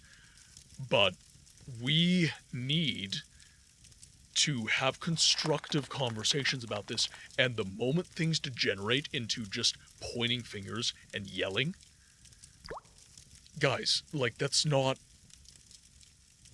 right. That's not right. You should not be doing that. You know, feel how you're feeling, but don't raise your blood pressure over it. It's not worth it. The devs and the publishers do not give a shit. As long as you buy the game, if you bought the disc, they don't care what you say. They don't care what you say. Vote with your wallet, if anything. Which is another reason to play a lot of old games, right? If you can't afford a new game, if you don't want to buy a new game, play an old game or play indie. Indie developers need you. These big companies, these big AAA devs, they don't need you. In a big enough number, on a big enough time horizon, yes, they do need you. But an indie developer, they need you. Like, I'm thinking after the Wheel of Time is done, I'm gonna find a cool indie game to play. Because I give a voice to the voiceless games, and a lot of these games are retro, a lot of these games are old. I'm trying to spread the word. But I think it's time for me to play something a little bit newer, and a little bit more indie, to kind of spread the word about that side of the industry. I wonder, can you pop in a PS1 game into a PS5 and play it? I know there's a whole PS Plus retro library and other PS1 games you can buy in the store. Has anyone tried? I have not. I know that up to the PS3 could play PS1 games, but not PS2 games unless you had the PS3 Fat. PS4 games I don't think could play anything but PS3 games.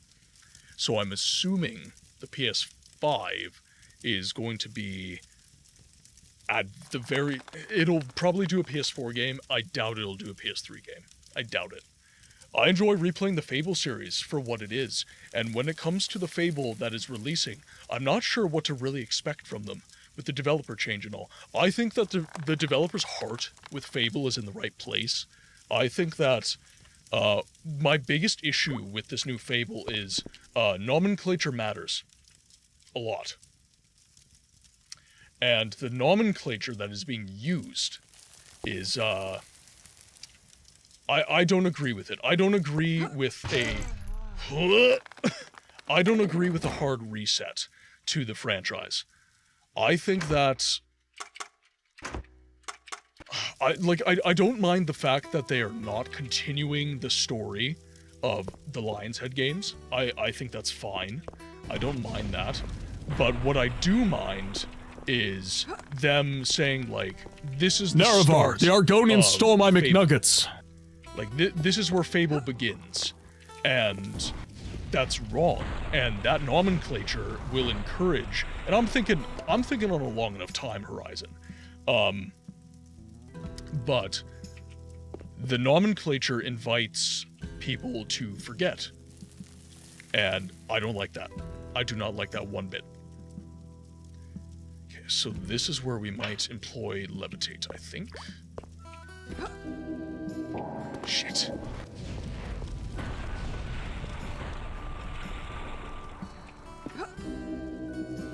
No! Damn it. Alright, we're gonna have to load the game.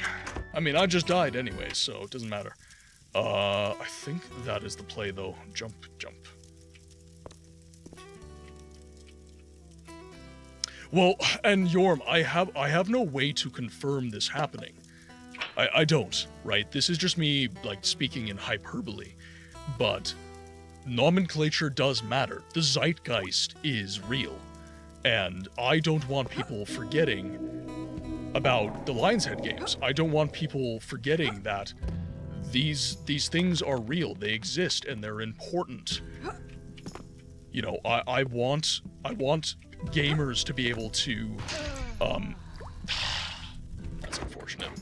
I need to be more careful. Stop my yapping. Stop yapping, books. But that's where I'm coming from with all of this. I really want us to be discerning when it comes to a lot of this stuff.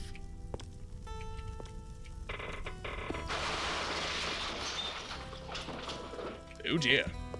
Fireball! Oh! I really need to start being more careful. I'm talking too much.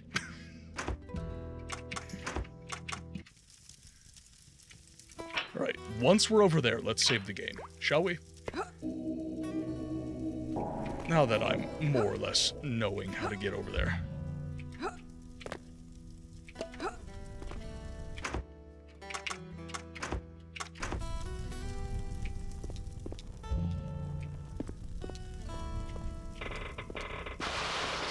Alright, let's grab this. Let's do...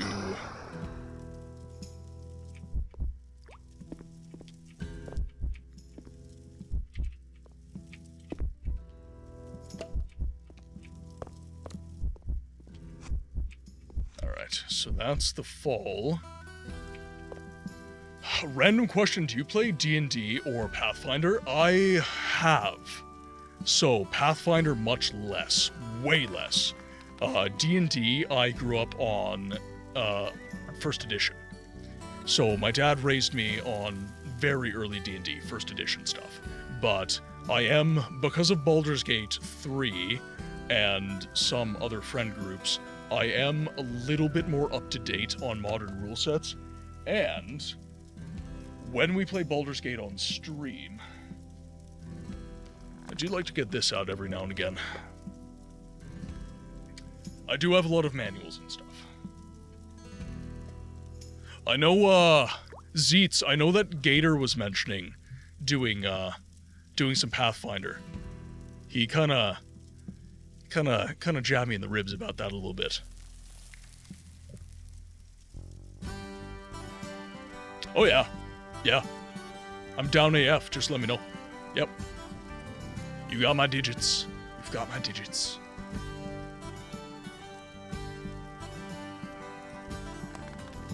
We are playing Kingmaker 2nd Edition Pathfinder Weekly. Oh, that's awesome.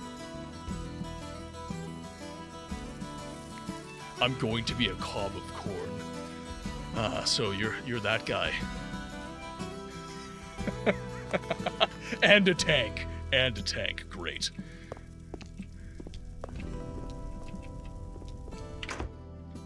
Alright, let's get the game saved. Ooh.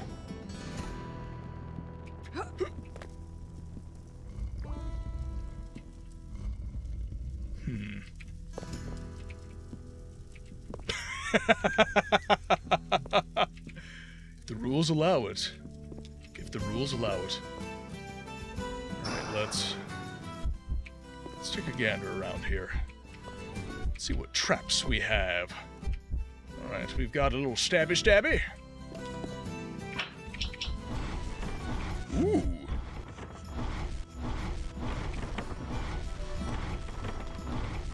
I'm getting lots of piece of candy.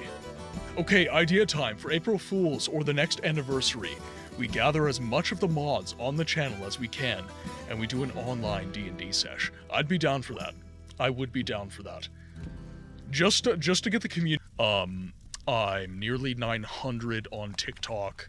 I've nearly made 500 subscribers on YouTube. We're well over 600 on Twitch here, and as the channels grow, it's going to be harder and harder to make that connection happen. It's going to be harder and harder for me to pay as close attention to chat. It's just going to get harder for me to be this as we are right now, having the conversations we are right now, kind of thing. Lethal stream drinking game. Every time book says community, take a drink. It's water. But as I was saying, it's going to be more important to have these get-togethers and stuff. Mine is gin. Live a little. All right, on break. I actually haven't had a scotch in a while, so maybe I'll have a scotch tonight. It has been... It's been long enough. I won't feel bad about it.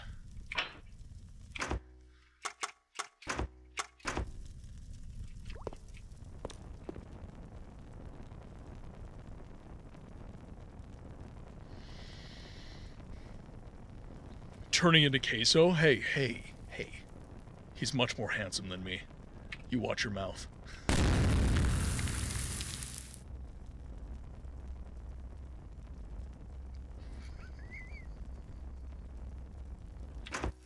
We're gonna load our game so we don't lose all that health, shall we? If Red Sonja can get away with wearing a total of 2 feet max of chainmail bikini armor, then I don't see why popcorn can work too. Hey, don't go blowing things up all of a sudden. It's the popcorn armor.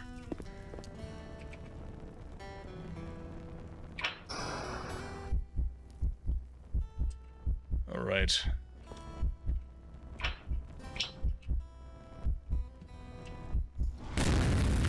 Woo! Alright. Feeling alive? Nice. Nasseri. Alright. Holy shit. Oh my god. Welcome to the realm of fuck you. It's designed by the Scottish. Holy shit. Hey, Gabe, here's an idea. Can we not? Just a thought. Just... You know, for those of us that want to live. Holy crap. That was an experience.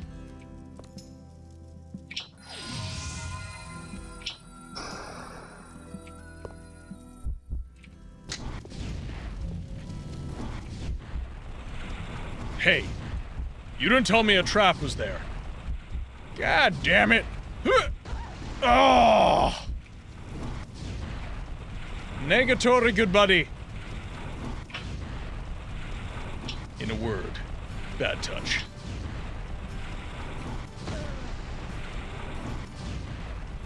Timing, chat. The timing.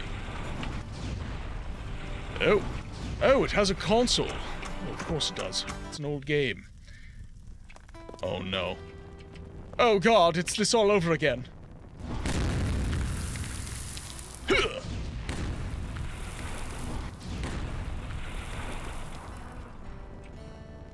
but can I leave some of them alive? Monty, welcome in. Remember, there is no such thing as too much in this era of games. Remember the slimes from Quake? I do.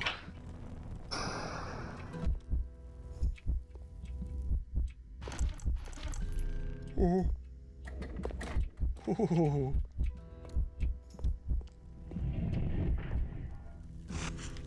Yeah, that memory. Ick.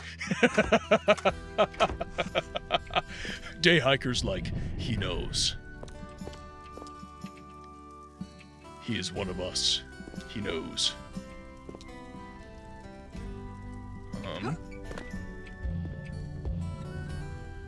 let's do a little bit of heal action, shall we? Alright, I might be screwing myself here. Okay, we do have ads in 5 minutes, guys. I will be taking my ad break. Woo! Not good.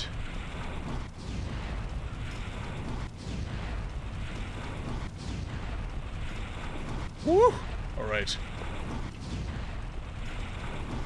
I've got the timing. We have the technology! Alright, we are... good to go. Alright. Save the game. What kind of barbecue are you trying to have?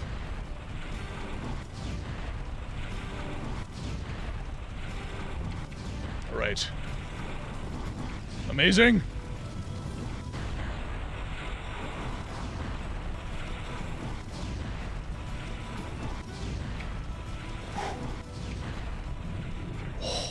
I've got the moves. Shit. Alright. Wait. Are we out of fireballs?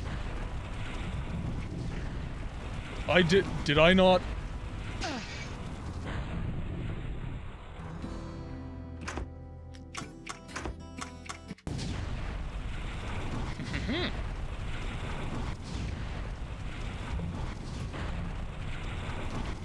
I might have to use darts.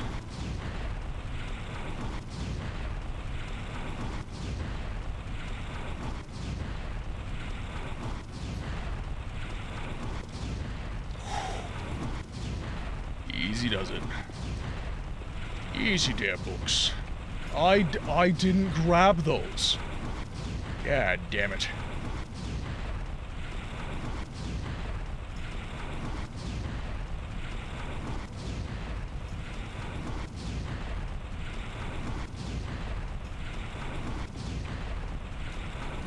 Yes, it's mine. Dragged it to as an update for some reason. Okay. Might just be one of those small quality of life ones.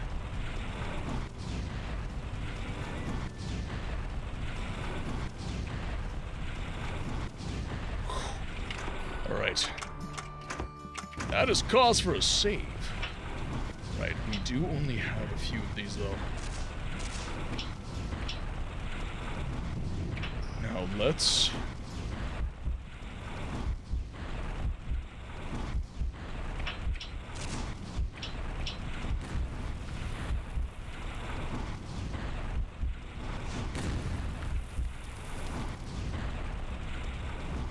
we are going to have to be exceedingly careful.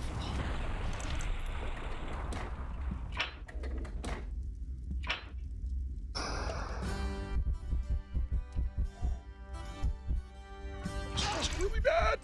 Oh, that was really bad. Oh, shit. Okay, that's not great. And darts don't work. Darts do not work. Alright. We can do it, chat. We can do it. Okay, that one has got to go. Now, can I... Fellas, smoke me a kipper. I'll be back for breakfast. I am the kipper.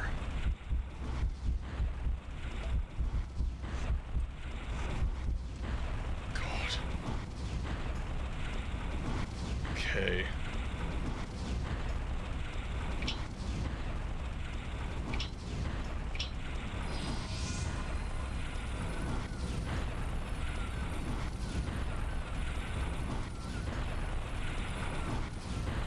That was so unhelpful, it's not even funny. After carrying my heavy stuff after moving, I can take it easy for one. Make sure you take it easy. You had us really worried in the Discord the other day. Really. Like, not to put too fine a point on it, but I don't like getting those messages. Scary shit, man. Scary shit. I've had hits to the head before, and it's not good. So please make sure you're taking care of yourselves, guys.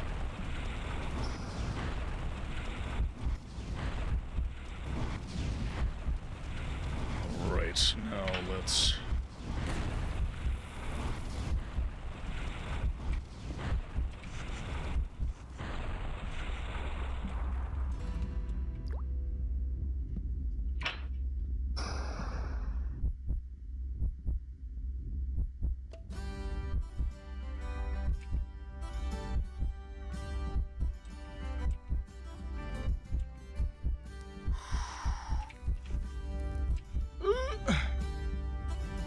is the way out, though. God dang it.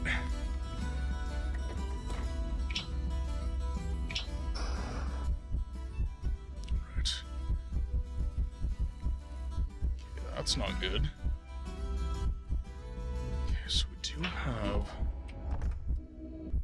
Oh, shit. Doesn't help that it's so dark.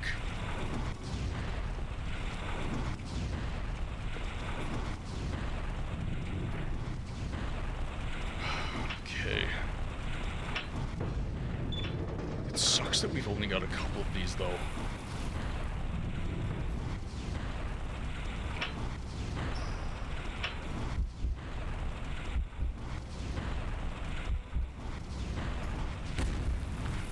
Oh, okay. That was a twofer. That was a twofer.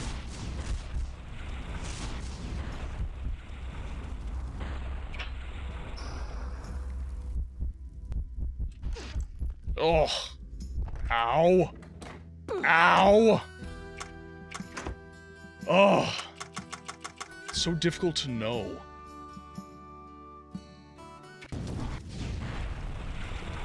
Alright, anyways, ads are in progress, guys. So I'm gonna go grab a snack and a drink. I suggest you do the same, and then we can figure out whatever that is.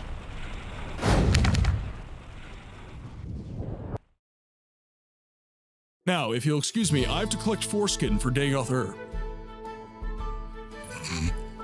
Vivek mole-egged his ball. So much so that it made history. They wrote a book about it. The entire sermon is a prolonged allegory about post-nut Claire. No, I can't. I can't do it. Oh, wait.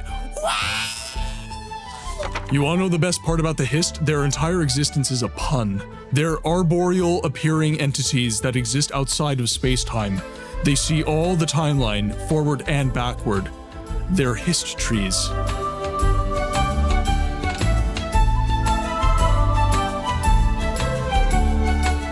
God damn it. You want more? You just saw your buddies get killed, man. Did he grabbed my arrow. Guys. 早上好，中国。现在我有冰淇淋，我很喜欢冰淇淋，但是速度与激情9比。冰淇淋速度与激情9，我最喜欢。所以现在是音乐时间，准备1、2、3。2个礼拜以后，速度与激情9X3。不要忘记，不要错国际的去电影院看《速度与激情9》，因为非常好，电影动作非常好，差不多一样。冰淇淋再见。Come at me, scrub lords, I'm ripped. Okay.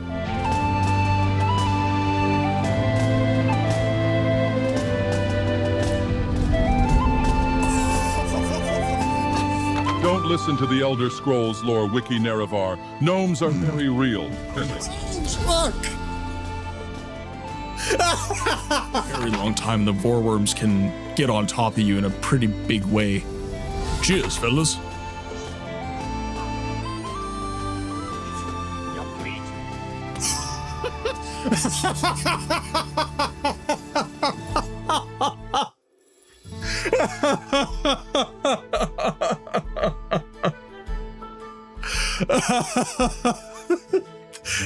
They don't want the smoke.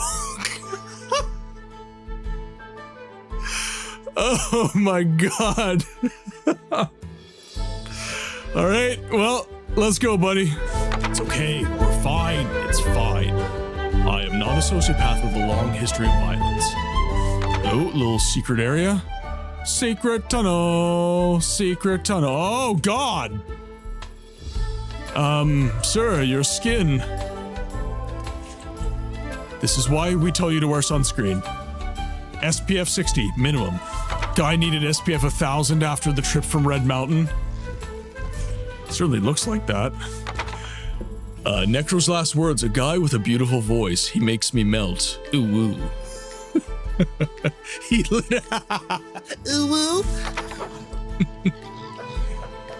No, we need more. I need more. Chat, I need more cowbell.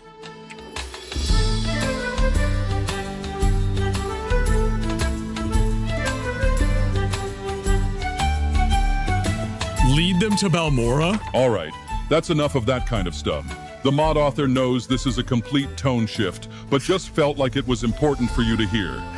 Let's get back to sex jokes and fantasy racism. All right, welcome back. I poured myself a double. Ooh. Oh, yes. I haven't had this one yet. So, I'm really partial to Suntory Distillery's Scotch whiskies. And this is their cheap shit. This is called Toki. And this is excellent.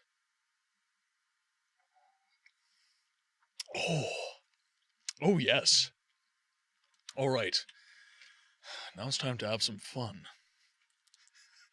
Scotch and retro video games, guys. What a mixture. All right, now.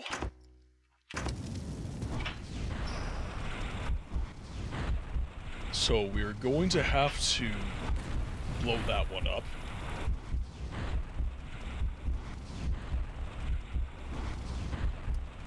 Also, thank you for the show.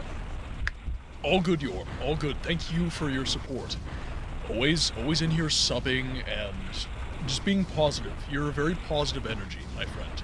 So, I'm glad to support as you struggle through a lot of the struggles that I had when I was kind of starting.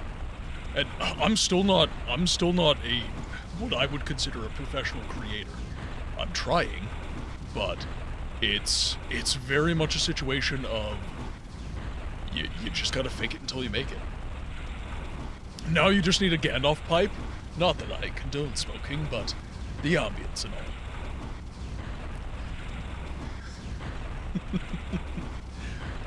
Your inclination towards the halfling's leaf has dulled your mind. Oh, that's good stuff. Alright. Not that it's good for me, but it is yummy.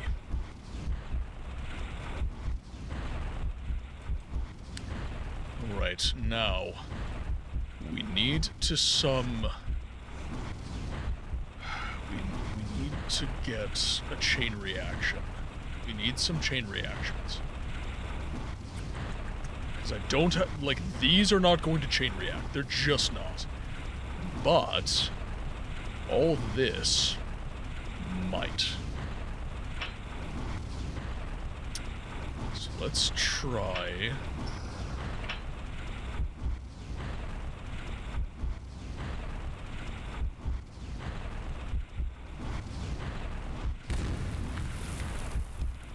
Okay, I'll take it. Alright, now, is that proximity going to trigger?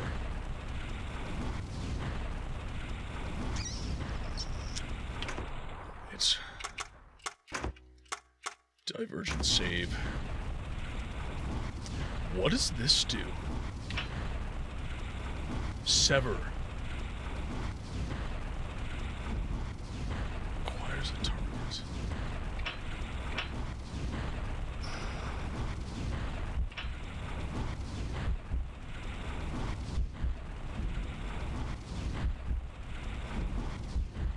Okay, so that's not going to work.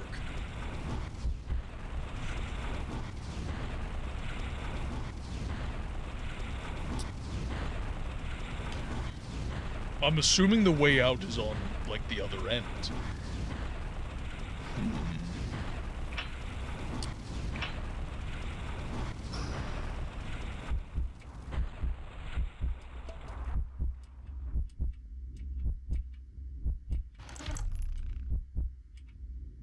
Go away.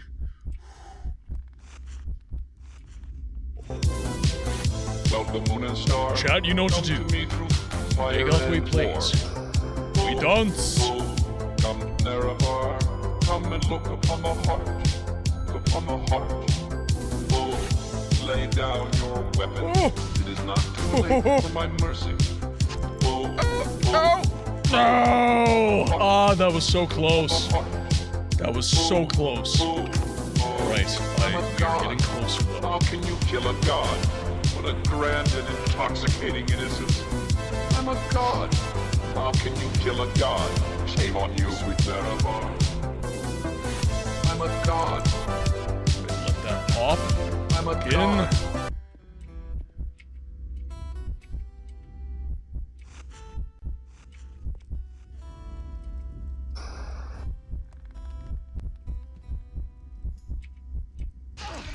Oh, I have my principles. that is just You think ferocious you can buy damage. me with Come promises on. of power and glory? Do you really think? Okay, I'll do it. Shit. This is the tale you seek. Yorm, thank you so much for the gifty. Willin88, if you are in the chat right now, my friend, please give a thank you to Jormungandr for his kindness. Okay, we're getting close. Oh, okay. Alrighty. Get sloppy. Don't get sloppy.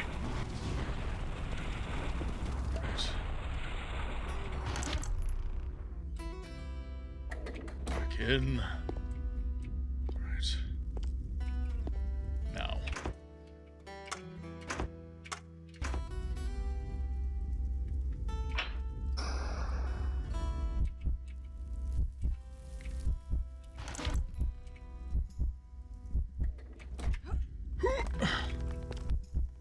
Oh, you've got to be kidding me. No. No way. Oh, come on. It must be over there. Right. It's fine, chat. It's fine. We can do it. We can do it.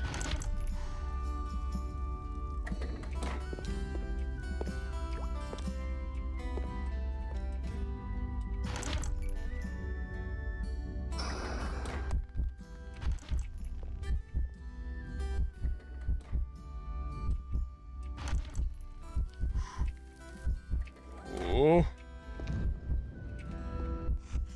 I can't see shit.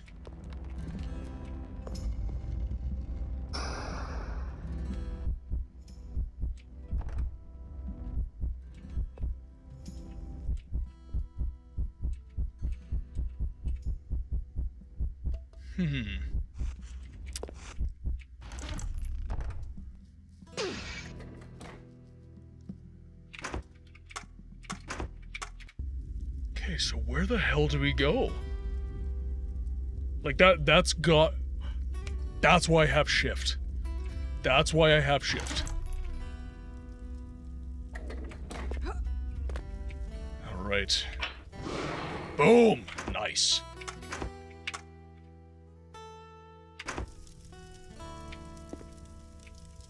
And that, chat, is how we do it.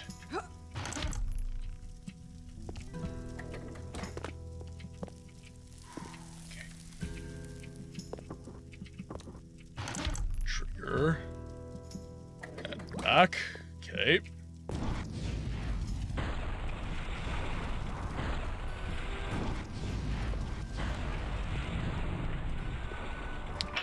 Ooh.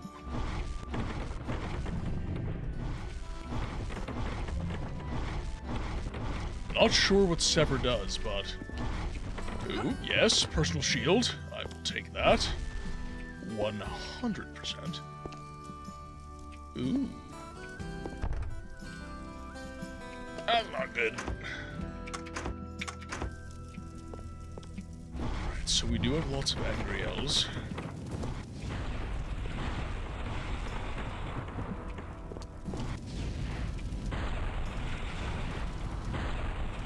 Definitely not going that way. Oh. Don't want to take unnecessary damage. Ooh, we got some explosive wards. Good. More abilities, the better.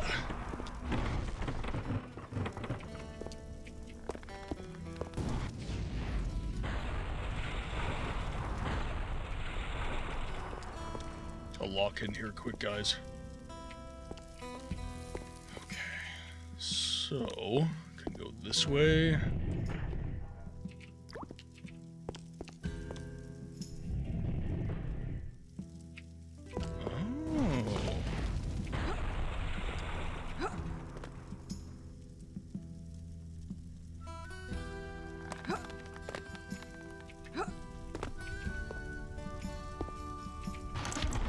Grab shift again. Good. Definitely gonna need that.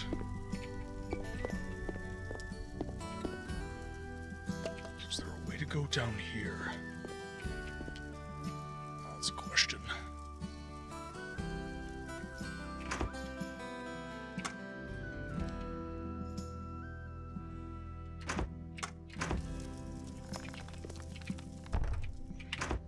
Right after I saved, too. Right after. Okay, so let's make our way back over this way. Thinking...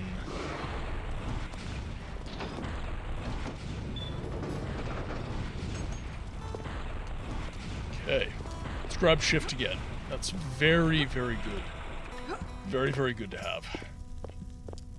So grab that. Back down we go.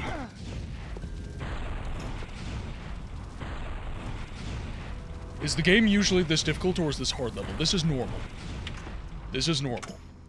But, like all first-person shooters of this era, there's a pretty steep difficulty curve, honestly.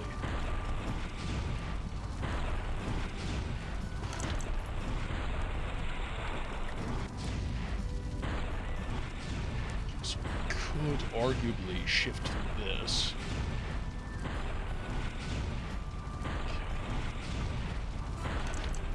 So that's okay, so that was dead end.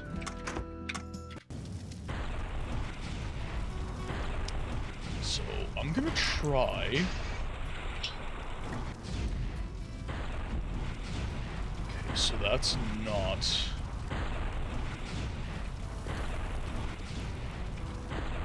Okay.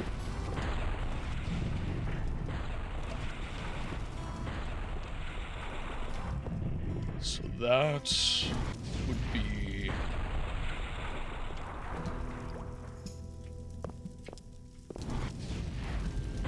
Okay, so that would be over here. Okay, so where am I going?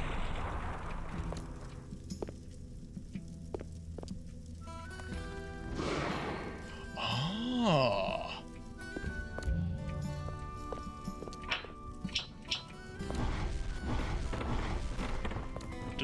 Does this game actually look that difficult though? I'm like, I get that I'm dying lots, but it doesn't actually feel that difficult. It feels like every time I die, it's my fault.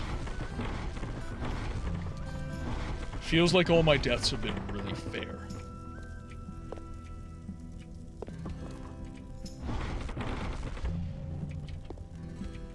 Okay.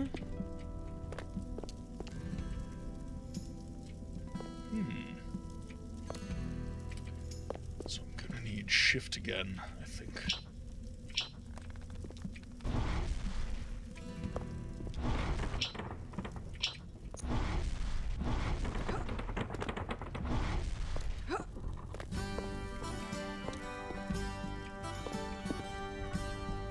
Where do I go? I feel like I need another shift. It's either that or there's a switch somewhere. That just means the game is good at being difficult. Right.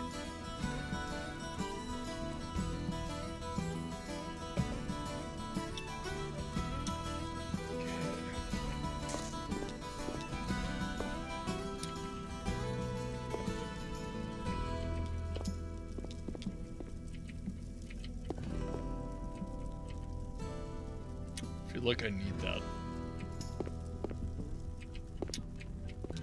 I feel like that is necessary for stuffing things. Oh, okay, so I didn't have to use shift. Intriguing.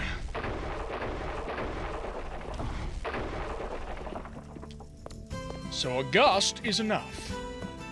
Right, well in that case, let's make our way back.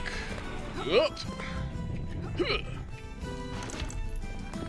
Let's grab shift, and we'll get that shield.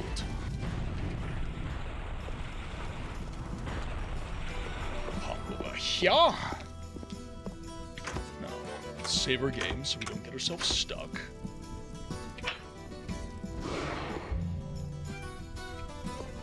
So it's just a quick fire shield.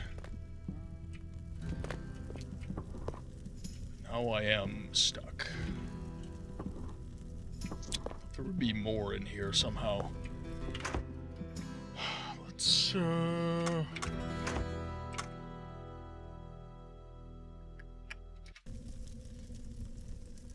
honestly, the fire shield might be skippable. So let's go past that. Let's make our way back down this way.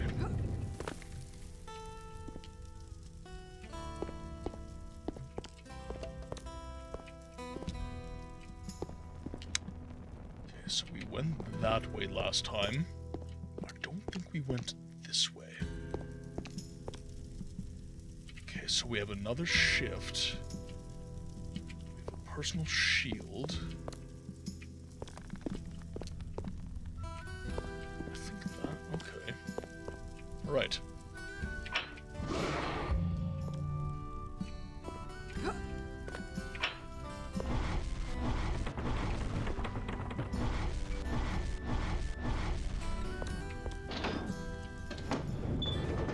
Oh, okay. So we get to keep that.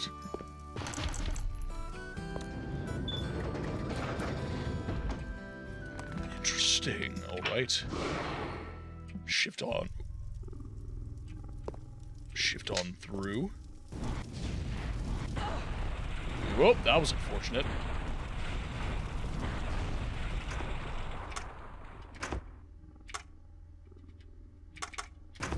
Let's overwrite.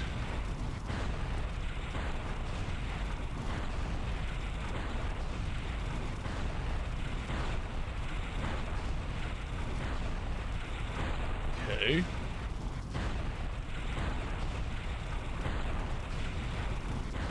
So one of these feels a lot closer to me.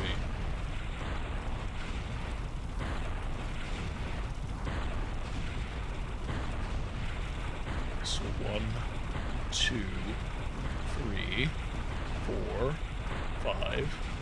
Is it hitting the wall in the same place every time, though? No, it's not. So it's going far end. So that hit twice. Oh, this is going to be really hard to predict. That's why there's a fire shield there. Okay, I am going to load my game.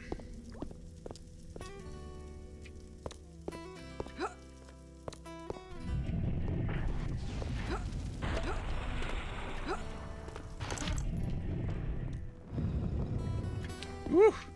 Right. Don't die. Not now. Right. Get our next shift. I deserve that. I deserve that.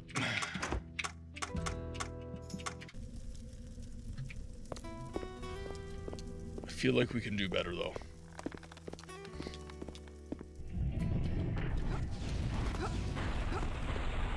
Alright.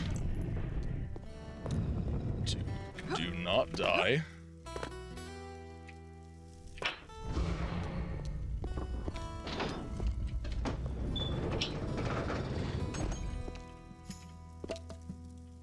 Right. Alright, now...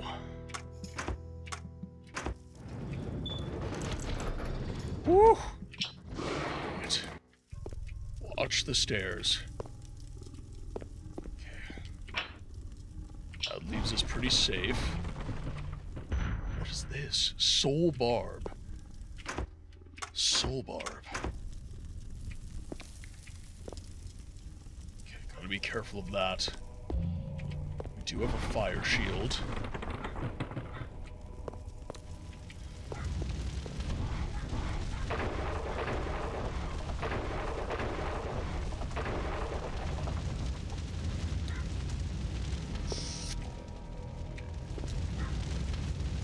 Definitely gonna need the fire shield to get through this.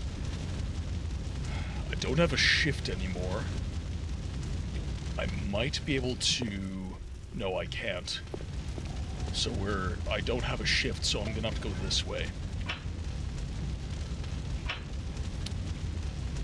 Okay, I can't remember saving, so I'm just gonna...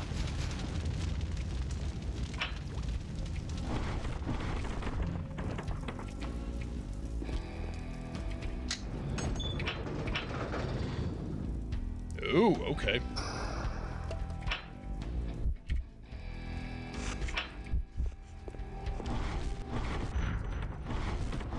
You're gonna head out. Hopefully I can catch you next stream. Mullet Balls, thank you so much for hanging out, my friend.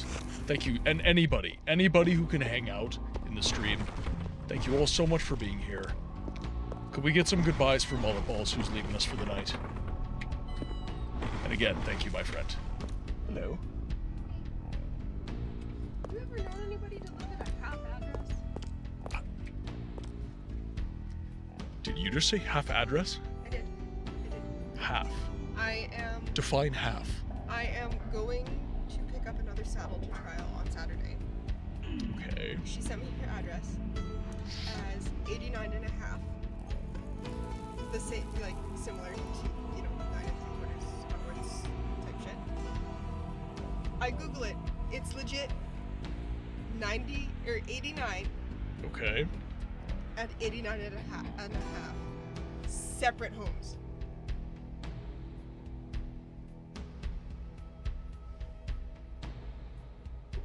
So, okay, so there's 89 and a half, but they're not joined homes, they're separate homes. Separate homes. That is a first.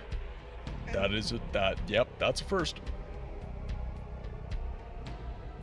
You've lived at more places than me, so I thought maybe. No, I've never seen that in my life. Not once. I've not seen that. Chat, have we ever seen... Anybody live at a half? have we ever seen a half address? A half address. So, as in number and a half. Do you live at platform 9 3/4, chat? Wait, hold on. Would that just be half a house? No, it's not. It's a whole ass house. There is 89, a whole house, and then there's 89 and a half, another whole house. I know a 3/4 one. Razman, you're in Europe. You do lots of weird stuff there. That would make sense. Yeah, no, that's... Speaking of, we should buy house numbers this year. Yeah. The last Amazon guy struggled. I had to go rescue him. It's like, where are you? Alright, fine. Fine, we'll finally stop being anonymous. I mean, I can just print it off on the printer again. Just laminate numbers on our house. Okay, we need trap detection. Oh, you used to live in a half address. Okay, Tarragon. But they're side by side in this. Tarragon, do you know why they do it? They just said, read your chat. Oh, where? What? Where? Oh, I see. A half house is like a house built in a backyard. I see.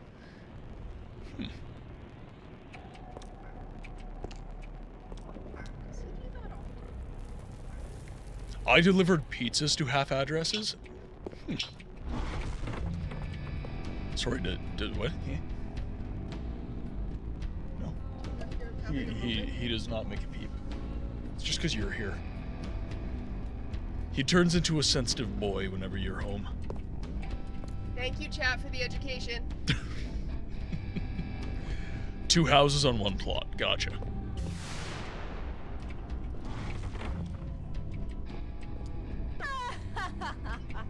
Elena. Whoa! Whoa, whoa, whoa, whoa, whoa. Hey, eh. I'm back. Normally we see it as A and B. Hi, back. I might die. Okay, 1 sec. Sorry, yes? I said, well, if it's one property, normally we see it as A and B, because that's how the stuff's set Yes. up at the farm. Yes. That's how we see it. I'm used to A and Bs. But that makes sense.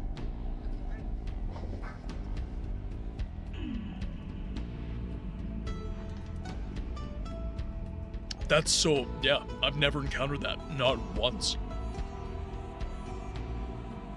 Alright, I did take a bunch of unnecessary damage, so we're gonna see if I can salvage this, but maybe not.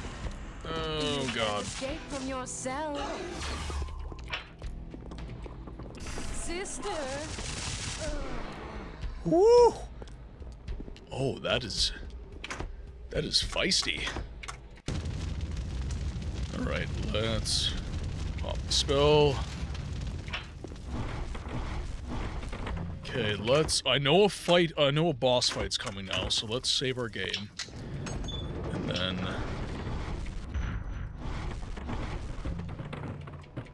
Okay, so we're gonna be top health pretty much. I am my own worst enemy. 'Tis true. 'Tis true. Ooh. It is time for a new chair, I think. Okay, so I got my replacement heat shield. That's good. So I can now skedaddle.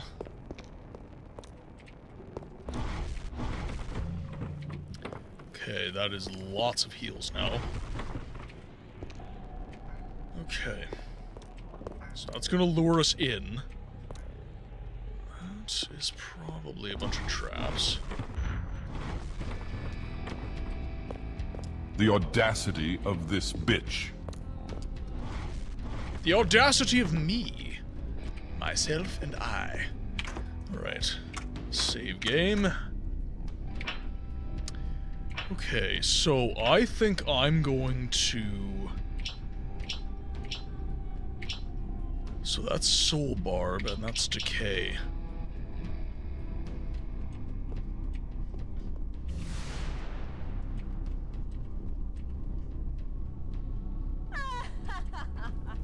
Elena.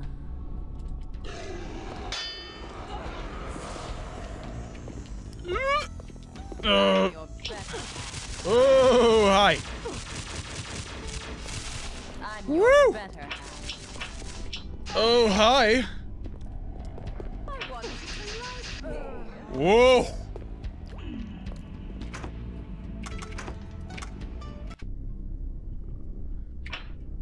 All right. So we're gonna cast a personal shield, and then we're gonna rock Soul Barb.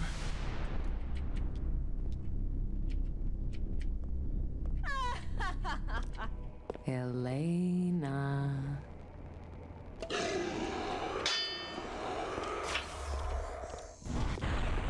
Whoop. Sister. Okay, can't run from it. Can't run from it.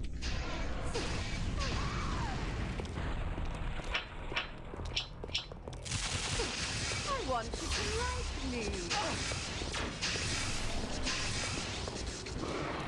Whew. Escape from your cell. Oh, wow, I can't even out-heal that. You know all my skills better than me. Can't save.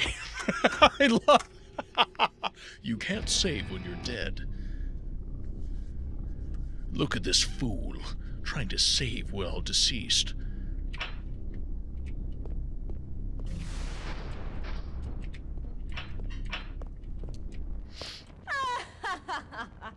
Elena.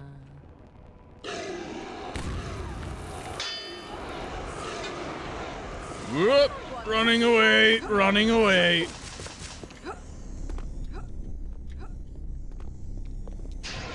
Yeah, baby.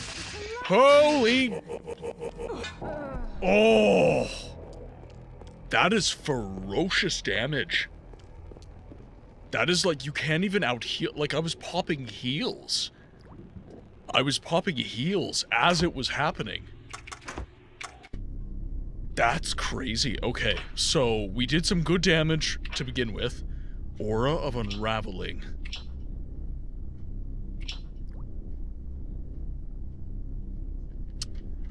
So I wonder what Sever and...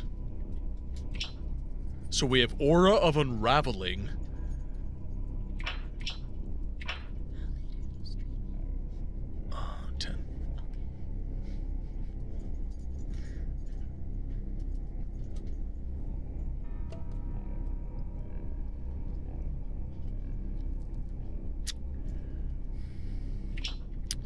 Okay, so we have Reflect.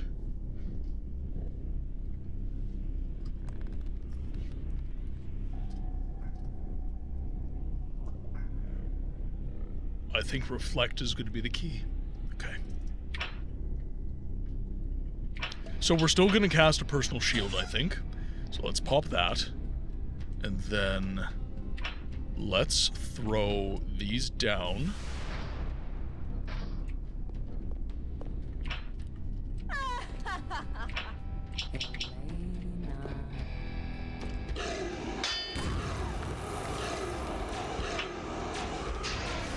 You can't escape. I'm your better half. What am I getting hit? Okay, I'm just gonna let her hit me with stuff, and I'm gonna see what that is. So do I have to... Okay.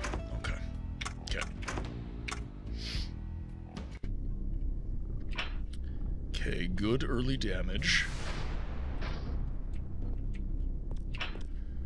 5. Elena.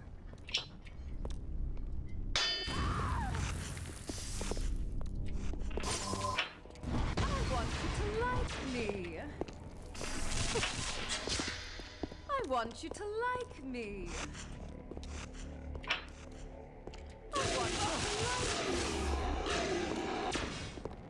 Okay, so let's... Oh dear, oh dear, oh dear. Okay, yep. I want you to like me. I want you to like me. Oh, that is just ferocious damage. Like, it's just ongoing. Okay, so that Aura of Unraveling, that is... That really helped. So... Yeah, I definitely need the BFG.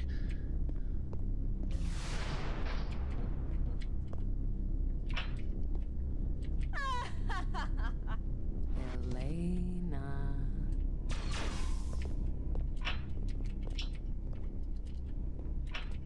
You can't escape from yourself. Sister. Yep. I'm your better half. Oh, wow. Okay. That sucked. You can't escape from yourself. I want you to like me. You can't escape from yourself. Yes! Okay, Reflect was the key. Holy crap, what a fight. But, okay, the Reflect spell was the key there. G frickin' G. Wow. That was wild. Okay, now what is this? Okay, so we got Unravel again? Interesting. Okay, so I've got Fire Shield.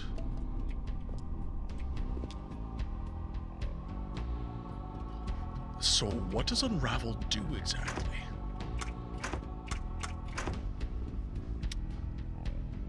I'm giving myself a drink for that one.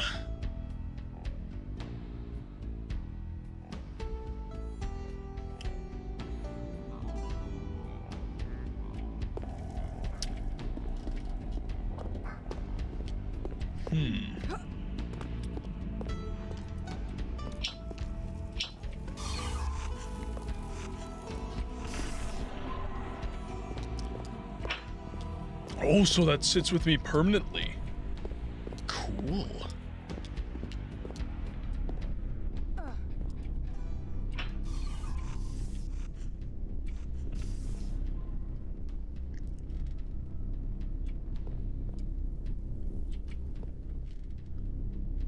Oh, neat. All right. This game's level design is honestly really good. Waygates used to connect the land. There are many of them, and they can lead anywhere. However, like Shadar Logoth, the ways have corrupted into an evil, independent of the Dark One. The Black Wind will steal the soul of anyone who travels within. I'm surprised that the assassin dares to walk its paths, but it was an ingenious way to bring an army to Tar Valon. Now he travels the ways again, and I must follow. There is a Waygate of excavation site in the Borderlands, but it is distant. The Black Wind would find you long before you reached it. Use the Waygates along the path as safe houses. Exit the ways through them. Wait as long as you can on the other side, so that Makin Shin will drift away. Then re-enter and run to the next.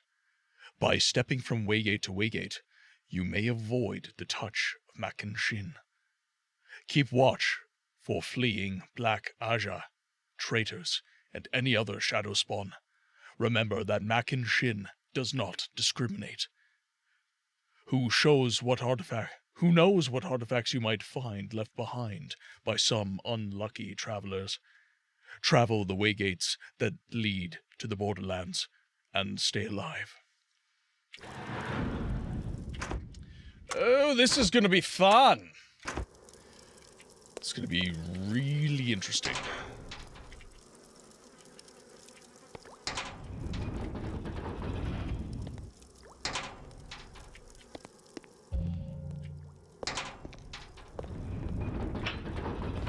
Oh, that was not what I wanted to use. That was some needless damage.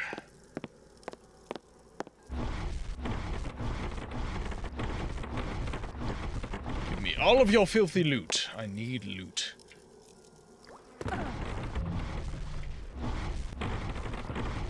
So we got a fire shield. Got some personal shields. Anything there? Nope. So that won't open.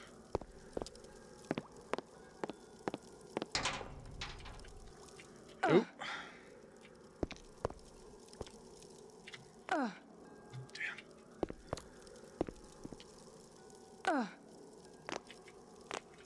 Masera. Urk, welcome in.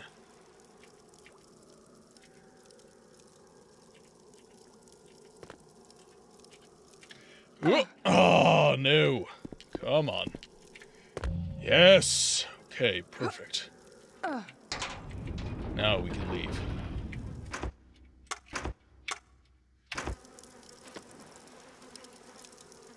How about a drinking game? Every time you die to a trap, you take a shot. I would be in the bag. In 5 seconds flat. Interesting. Okay.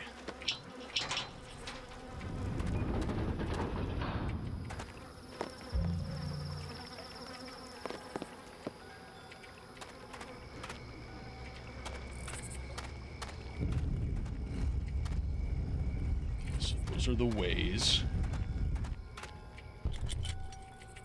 This door is locked. Is there a key?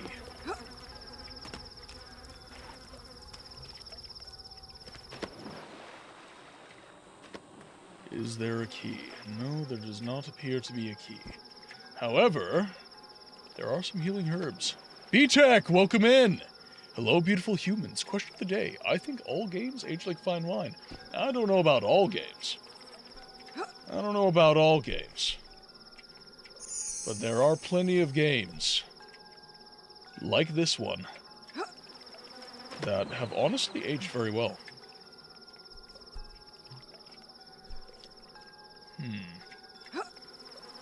Oh, come on. Let me up. Yes! Alright, so we got all healed up. This door's locked, so we do have to use the ways. I don't think there's anything else to do here.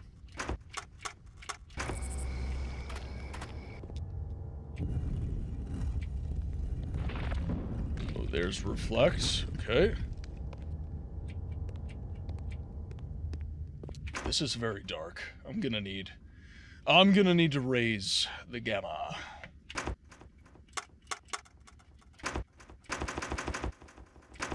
Okay, so that is max brightness. You'll never leave the way. Whoa!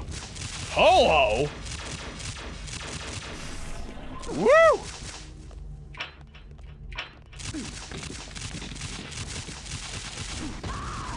Whoa! Damn! Question of the day. Games age like fine wine once you get past the primitive stage. I have DOS games that are too tedious and primitive to revisit. Make Daggerfall look streamlined and efficient. I feel like, I don't play a lot of text-based adventures. That is like the King of Dragon Pass. Games like that. I've played that one. There's games like that and earlier that I think it's more difficult to bridge the gap because the technology that we are gaming on now is so significant. It's like driving a Model T Ford when you've been driving modern cars. That's the best, because when you drive a Model T, your clutch, your accelerator, your gears, everything is in a weird spot. Because, like cars, games have like a kind of a codified process now. They have a codified control scheme. You will expect a shifter in a certain spot. You will expect your radio in a certain spot. You will expect your steering wheel in a certain spot. And there are games, when you go back far enough, there are games that you will encounter that are just alien technology at this point. They're just very, very far-fetched.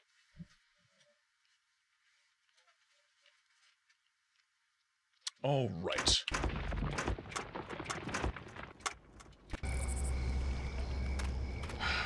So...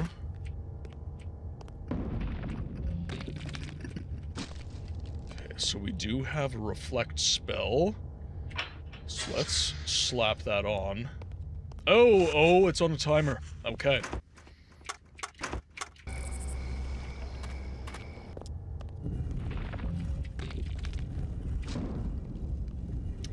Okay, so this is all going to be timing based.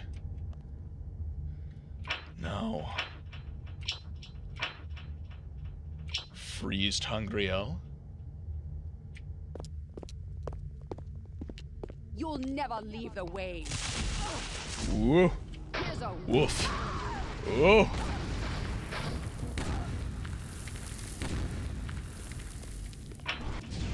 Whoa! Damn. They're so accurate, too. That's crazy. That is wild. Honestly, feels a lot like playing Quake 3. Just my friend who is way better than me, just absolutely clapping me right now. I'd put the original D&D games in that space. Shattered Lands, Wake of the Ravager, Menzo Baranzan, yeah. We love a good Quake-style game, we do. We do love a good Quake.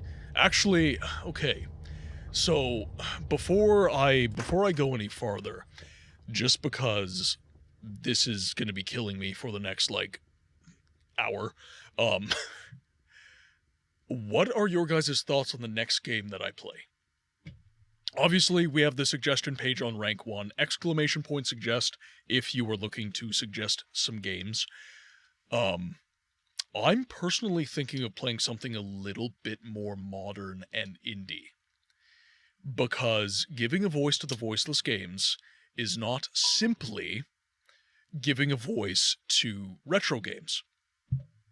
We want to give a voice to newer games that are struggling to get the recognition that they deserve. My heart, you can play with my... No, I would never play with your heart, B. It's too precious. I would never play with that. But I'm definitely thinking that I need to start looking. There's a lot of side scroll, like Metroidvanias. Dragon Must Die is one that comes immediately to mind. Mio, I think, is actually doing pretty well, but I saw Mio on Squish's channel, and that game looked really fun. That looked really fun. So, probably not too modern, but Tainted Grail has been getting slandered. It's not Temu Skyrim. I've been playing that game since early access. That game is not... And that is not Skyrim. Now, I will say, Tainted Grail suffers from what a lot of Scrolls likes suffer from. And that is, they get advertised as the Skyrim killer. I don't think you should be advertising things that way. I don't think that anything... does anybody remember the Halo killers? Does anybody remember the Halo killer games? I think that any time that you put something killer in a title, it just becomes... you're never going to meet expectations. Because Skyrim means something different to pretty much everyone who plays it. There's generalities, of course, but there's a lot of variety in what people get out of a game like Skyrim. And there's any game that do it like Bethesda did with the Elder Scrolls. Yeah. At this point, I think Tainted Grail is better. The choices are more impactful, the magic is more powerful, the indie game really only comes through in the voice acting. Yeah. And that was really apparent in early access. Is that their voice acting budget was just not amazing. The people they did get did a good job. They did a good job. But it's not AAA. It's definitely not AAA. I feel like you do a game, discuss, and then you try to hold it up. Yeah, you hold it up to the standard of Skyrim, and it's going to be an absolute... Yeah. Honey Bear, welcome in. Hope you're having a good day. Hope you're having a fantastic day.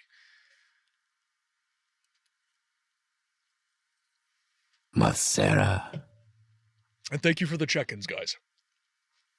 And why you need more games like the Elder Scrolls, just do Morrowind with... oh god, what was that game I was looking at? There is a developer right now trying to do a game quite close to Morrowind's kind of alien aesthetic, and they do the first-person kind of thing as well. I need to try Tainted Grail again, now that they are past 1.0. Yeah, you do. So chat, if anybody has not played Tainted Grail, again, I have played Tainted Grail since early access. That game needs everybody playing it. Like, guys, if you are even a little bit into the Elder Scrolls, and even if you aren't, Tainted Grail is one of the best first-person Vantage Point RPGs that I've played in a long time. And especially because, like, the Elder Scrolls is just taking forever, it's amazing that a game like this came out. It's not Dread Delusion. I have Dread Delusion is on my radar. No, there's another game. There's another game that's trying to do that. Absolutely not. There are classics. Yeah, I mean, there are games that age, like Control's really age games. But no, I do concede the point, and I do agree. I advocate for everybody to experience as many games as possible. I want to preserve these games as a part of a broader history, right? And here's the kicker. Dayhiker was just talking about games like this. The text-based adventures and stuff like that. I plan on making content. I might not do them on stream because the views would really, really take a hit. And again, guys, the plan, the hope is that I can turn this channel into something that resembles a full-time job.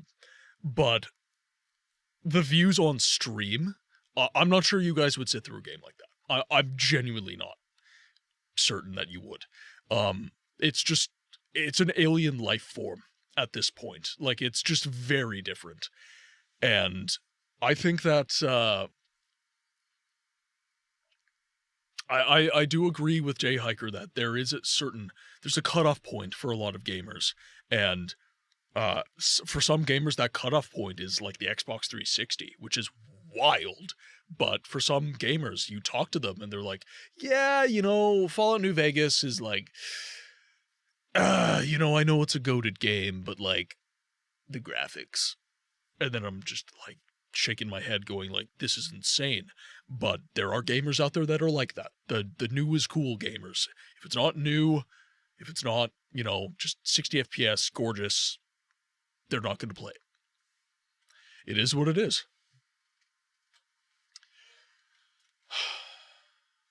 You suggest Fortnite? Yeah, no. I might actually, as an April Fool's or something, I might let you guys pick like a live service game that is just a meme. I might let you guys talk me into playing those. I might let you do that.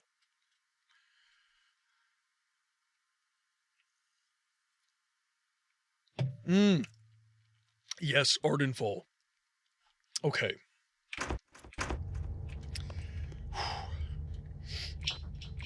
All right, so we are going.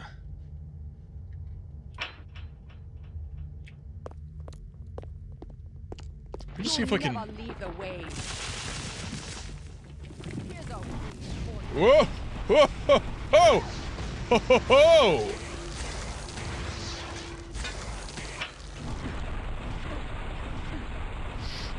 Can I kill her?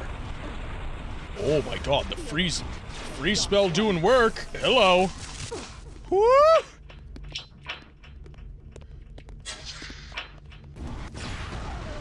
Oh, son of a bitch! We had a reflect war. Damn it. Okay, that actually worked really well. Okay, so I'm gonna rock the freeze spell. And then I'm just gonna absolutely lampoon her with fireballs. The plan. The plan, chat. Okay, this time, with feeling. Oh, I've got a feeling. I'm gonna die a couple more times. You'll never leave the way.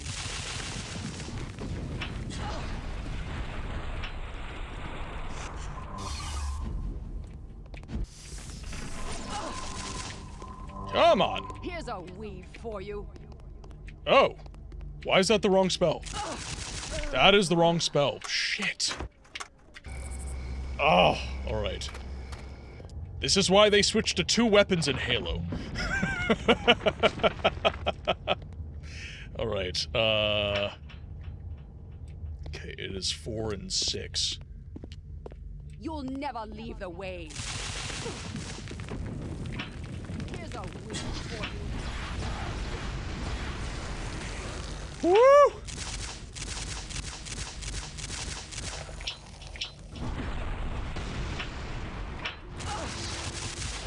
Oh, there it is. Yeah, baby!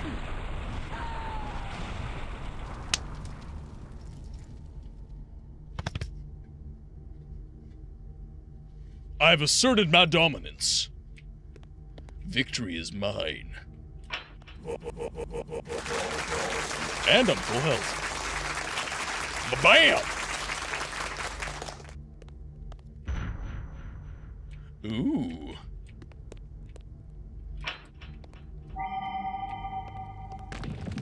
Oh my word. Okay, yep.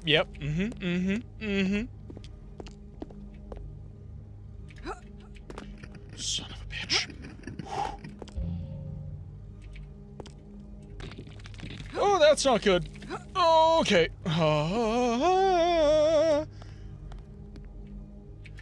We're fine, chat. Oh. Okay, there we go. I'm gonna have to fight more of them.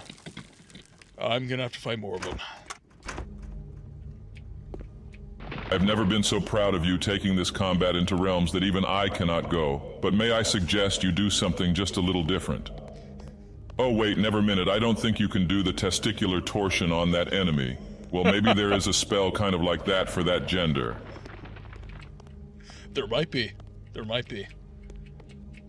Never judge, chat. He was, in fact, not fine. New documentary. He was, in fact, dead. Right, I got a pouch of destiny. Right, so... Sage words from the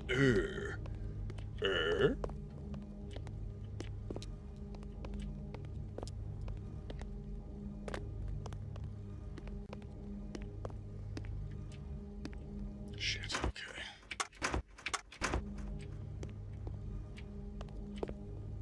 I gotta lock in chat. If I start chatting too much, something's gonna sneak up on me, I just feel it.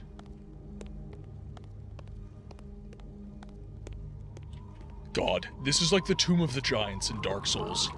It's exactly the same feeling for me.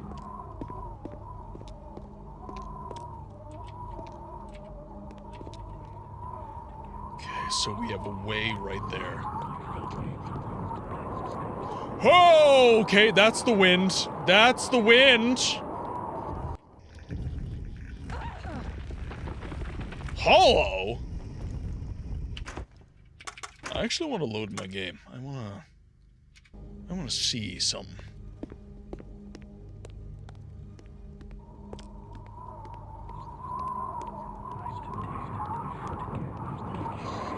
Okay, nope, never mind. Bad things come from that direction. No. No, we go this way. This is the way, my brother. Open faster, please! Ooh.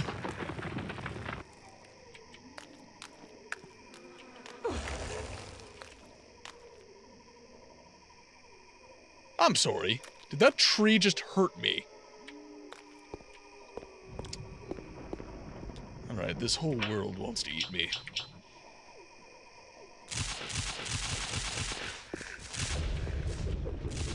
Alright, base enemies, life's easy. Dodge so much. Woo! Alright. Whoa, you got more armor? Why do you have more armor? Is that a Deathclaw? No. These are the Shadow Fiends. That is a Shadow Fiend. Can confirm. They are the minions of the Dark One. It should be safe to enter the way again. Alright.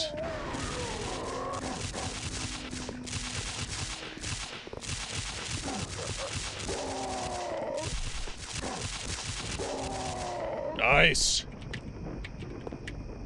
Jim, welcome to YouTube. A Wheel of Time game that played like Baldur's Gate with the companions would have been pretty cool. Okay, Jim, I am so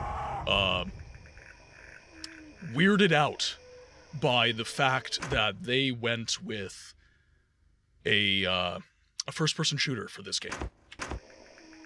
It's an odd choice for the Wheel of Time franchise. I would have thought like a CRPG, like Siege of Avalon, Baldur's Gate, something like that. Even like a Elder Scrolls kind of style, I think would have been something that honestly would have gone pretty hard.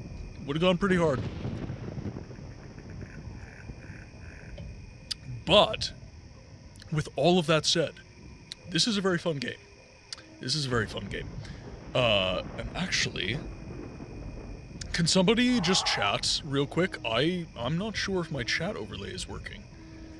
It is... Oh, dang it. I know what happened. There it is. The whole stream, guys. The whole stream. That's fine. Alright, we're back.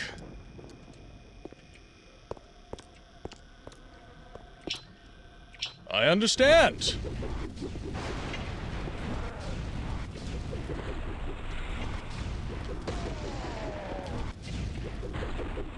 How'd that miss?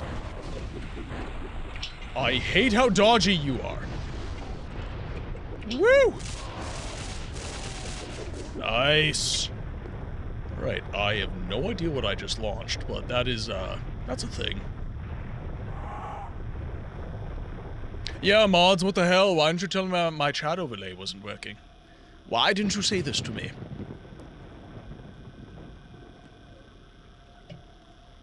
Alright. Let's see if we have some Angriel hanging out around here.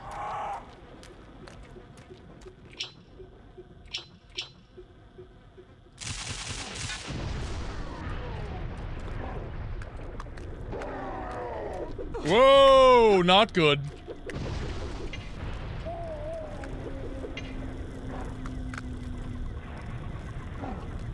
You gonna die? Yes, good. Very good. Oh, that hurts me too, not good.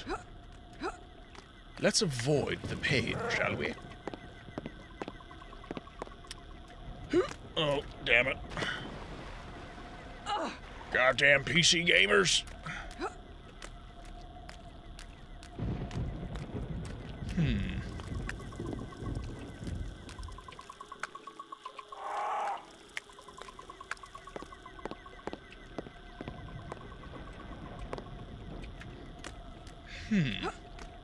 How do I get up there?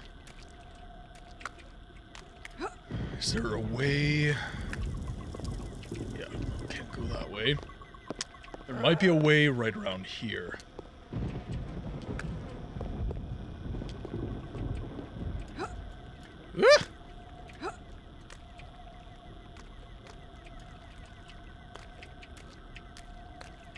That's a piranha. I found a fun challenge mode for Morrowind, playing as NPC classes. I'm currently playing as Mabragash, female Dunmer. Ooh. So wait, you just figure out what that particular NPC was, and then you play accordingly?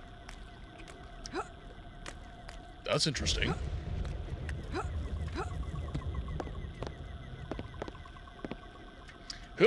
Oh, come on. Zeets, thank you so much for hanging out tonight. It was good to talk to you, my friend. Take it easy. Chat, could we get some good nights? Ah, there we go.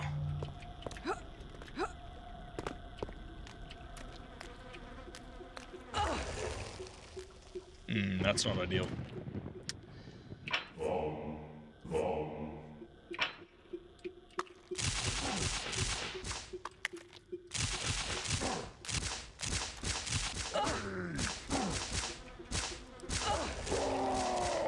Woo! Woof. Nova Kronos, welcome in. Hey, you're about to kill someone who's insulting my Corvette in No Man's Sky. Do I crash him on his planet or destroy him with ship fire? Whatever takes your fancy, is what I say. Whatever takes your fancy. Whoop!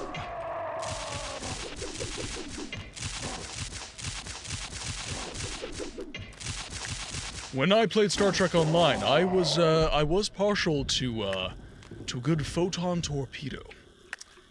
I was partial to a good photon torpedo.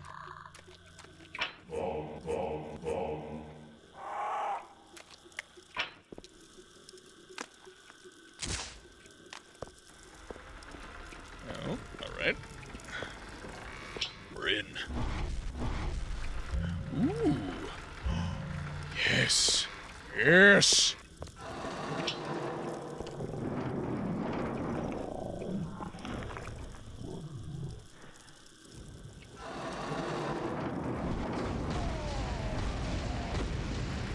Make big boom! I make big boom.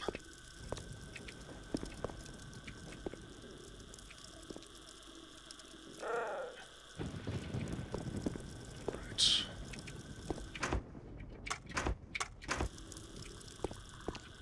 Easy. This game might actually end up being much longer than I thought it was. Door is locked. We need keys. Surprise, motherfucker!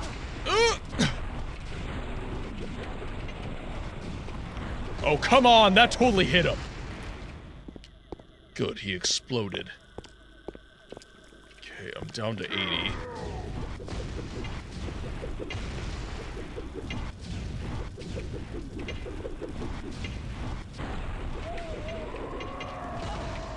Whoa, that's a lot of you.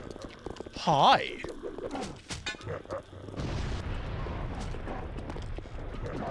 Woo! Alright. Oh dear. Oh dear. Hi.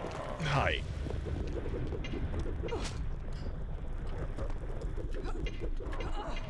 Woo! Come on.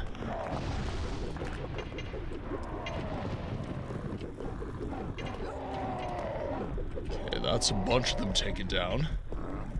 There we go. That's what I'm talking about. Okay, so I'm down. Oh, hi!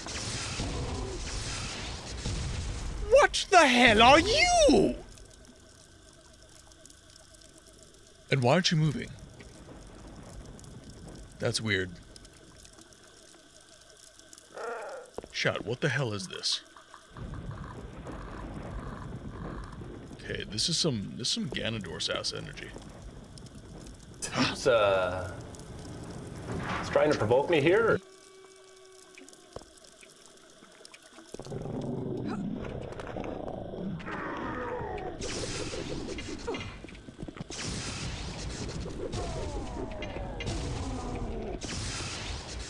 Oh, hi.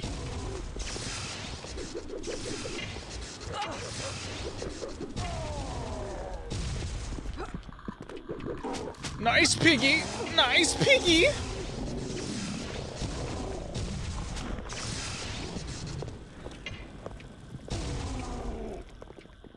Did you die? No, you didn't. Please die. Please go bye-bye now. On the walls? Come on! You know that's not what I wanted.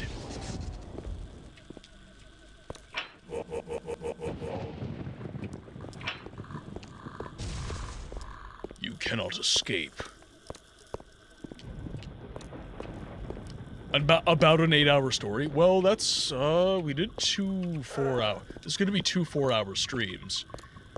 But I do quite a bit of yapping. Yapping. I do not yak, chat. Not yet, anyways. Someone call Kermit the Frog. Miss Piggy is on a rampage again. Miss Piggy? You alright there, Miss Piggy? Well, first of all, do not call her Miss Piggy. She will take it the wrong way. It can be taken the wrong way. Miss Piggy will take it the wrong way.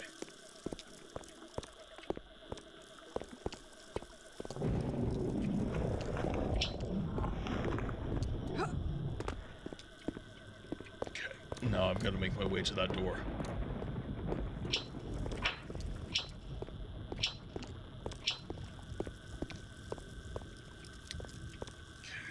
do have quite a few Seekers still. So if I have to use Seekers, that would... It would certainly not be ideal if I had to. Because they only do real damage when they're at range. So they're not at all good for close quarters combat! Oh my god!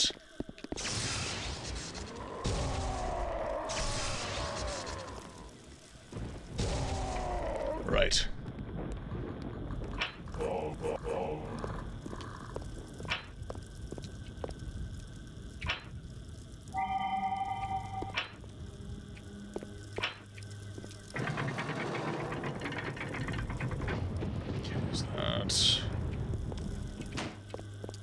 That's the only control for the gate. Yes, it is.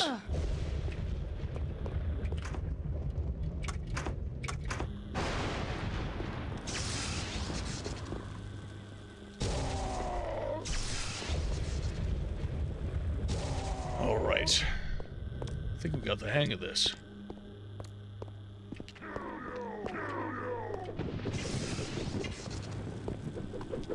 Okay, so they can't dodge that. But they can tank more than one hit. Which is not ideal.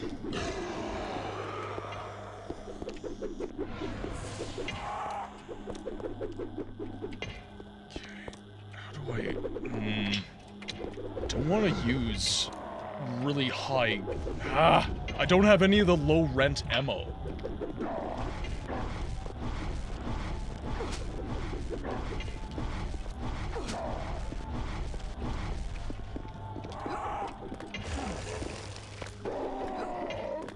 Right, that worked.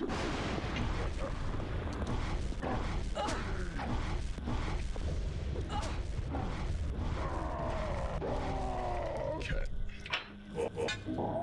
That was at the cost of some health, unfortunately.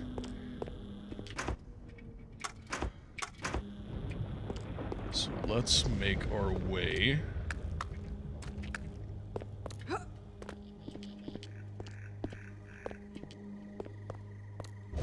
So decay would probably be a good... I do have levitate. Yes, I do have levitate, okay. Yeah!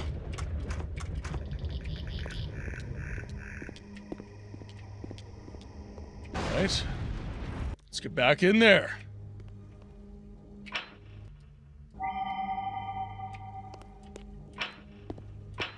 We are going to encounter much nastiness. He is beginning to believe. Right now, can I...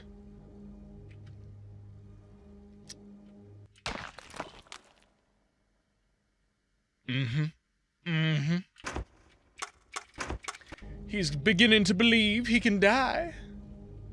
Wait. No.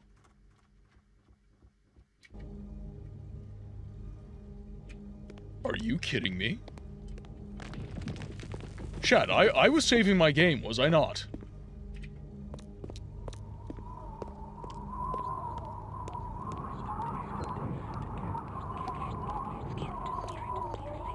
I think I'm gonna have to redo all of that.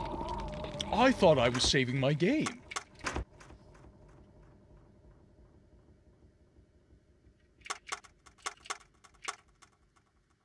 How was I not saving my game?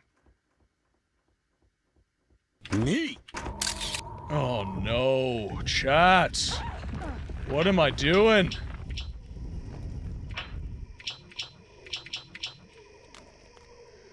All right. Well, let's redo it all. Save has been saved.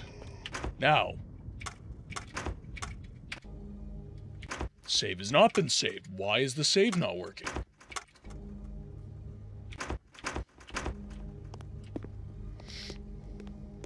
Because it confirmed I had the save.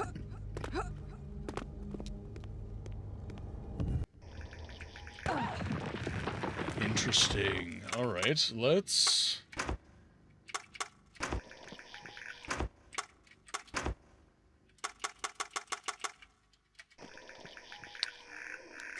I just had to do another save state.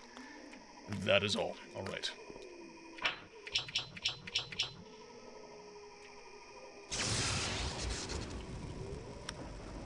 Okay, let's use the Seeker on these guys as much as we can. I think that's going to be the play. And then we can swap to this.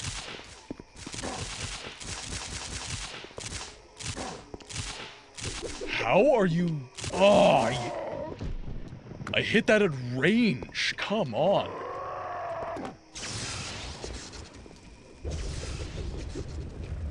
Alright, let's just slap him with 2. Nice.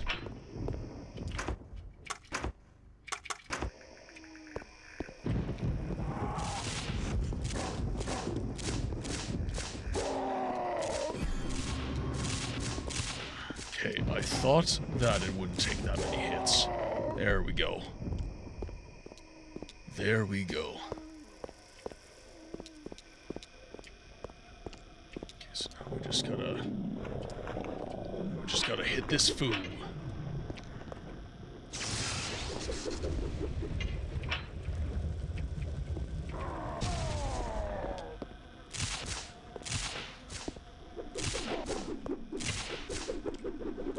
Woo!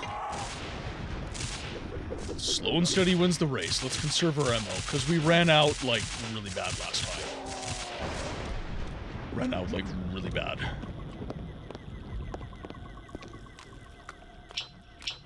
Alright, now, let's, if we can...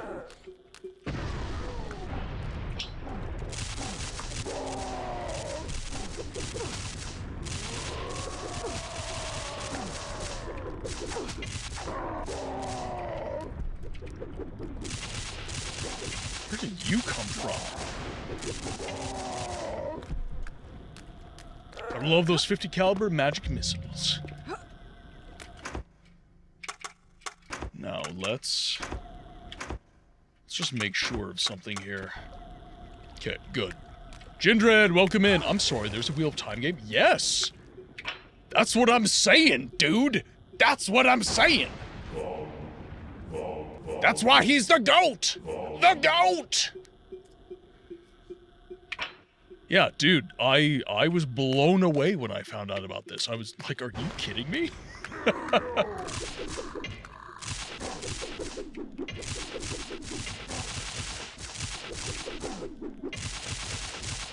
Easy. Steady. Nice. Right, we're still down to 33 rounds. This is ridiculous! Right, I need more ammunition. Give me more ammo. Alright, that's not bad. Okay, let's get in here. Jin, how's your week been? How's your week been, man? Okay, now that I know my save's working... Oh! Oh, hello. Goodbye. Been a pretty solid week, how about you? It's been okay. I had to take the last 2 days of the week off because I hit a cavernous pothole yesterday. And that has been... It's a bill, right? You never want it. So, I'm contemplating getting a truck at this point because I live in Manitoba and potholes are a thing. So, right now I'm driving the BMW Precision Profile, or Performance Profile tires. So instead of having like that rounded kind of bulbous edge, it's kind of more of a straight line with the rim. But gotta love this time of year for that nonsense. Absolutely. Well, and here's the thing, right? Even if I do get a truck, it might still happen. Right? Like that's kind of the calculus going on in my head is like, do I get rid of my car and get a truck? Or do I stay in my car? Because it's good on... This is the thing that's blown me away about my M235i, is it is incredibly fuel efficient for the amount of power it has. I can get better than 30 miles per gallon, and I do 0 to 60 in 4.5 seconds. And I have all-wheel drive. Like, it's a really good car. It's a really good car. It's just not super practical. It is a coupe, and it's got a bit of a tiny trunk. So a truck for like side jobs for the trades, it would work better. But also, like, I'm not gonna be paying like $150 in gas every time I fill up if I don't have a truck. Yeah, I know people with trucks who have effed their wheels and suspension axles in trucks thanks to pod. Exactly right. I kind of feel like it's, you can't win. You can't win. Oh, that scotch is good. Ooh. Chat, that is, it's dangerous. You got me drinking. They're better not yeah, exactly. Exactly. Let's nail him.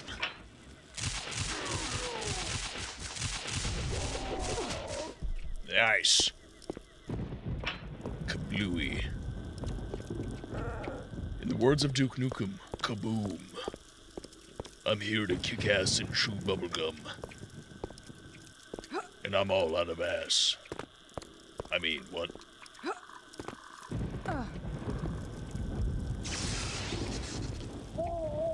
I'm so intrigued how many books deep this game goes. Okay, so it is associated with the books. I'm not sure if it is based, like, directly on the books. It doesn't seem to be thus far. It seems to be, like, kind of a side story based on kind of the lore, I guess you could say.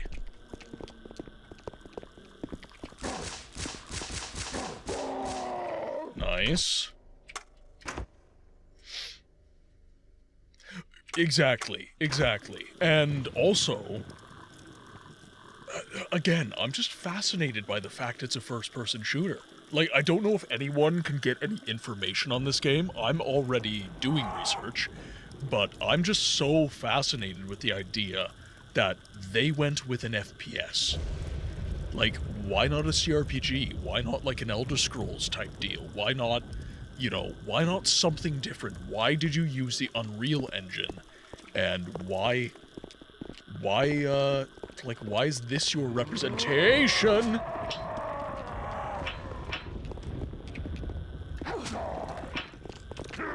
Woo! Hello. Good morrow, fellows.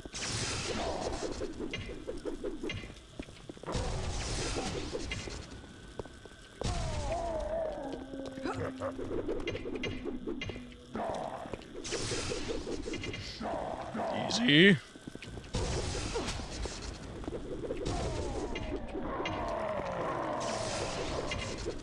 What makes me laugh the most about this is it's a good shooter. Like, it's not a bad shooter at all.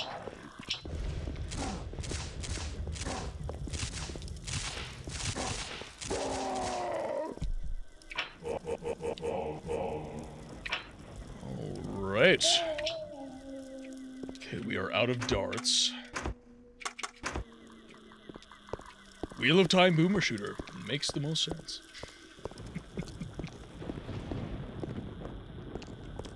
Let's just see if there's any more spells we can find. Because the more ammo we can have, the better.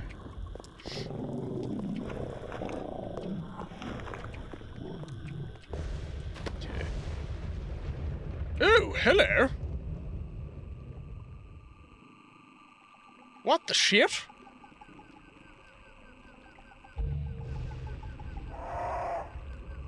Oh, come on. Oh, shit. Okay, that's not good.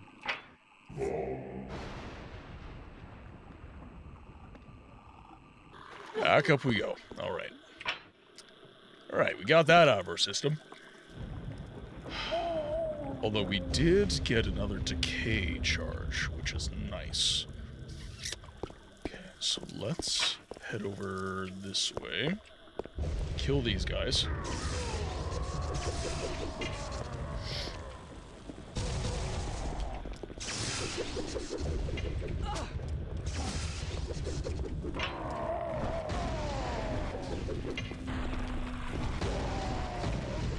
Woo! Hey, buddy. Right, that took him down. Alright, let's arm Decay. Buddy, where's Piglet? Hello!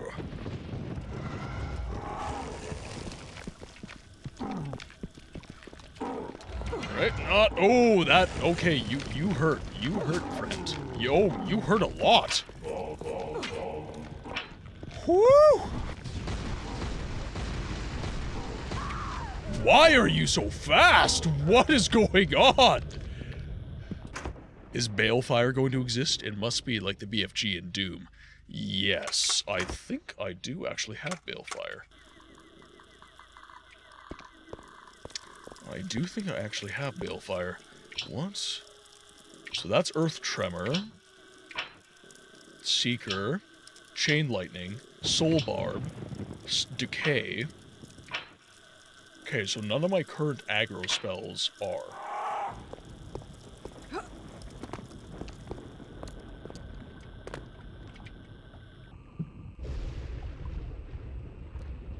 Alright, let's grab this. Get another charge of Decay, if we can. There we go. Oh, stay away, please. Stay away. Now, Decay was not doing as much damage as I was hoping. However, I think we can still do quite a bit of damage. We'll have to see.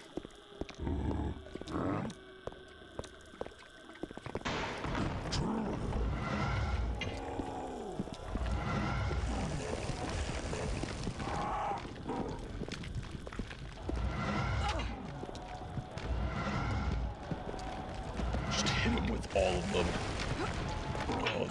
Oh, that is quite a bit slower.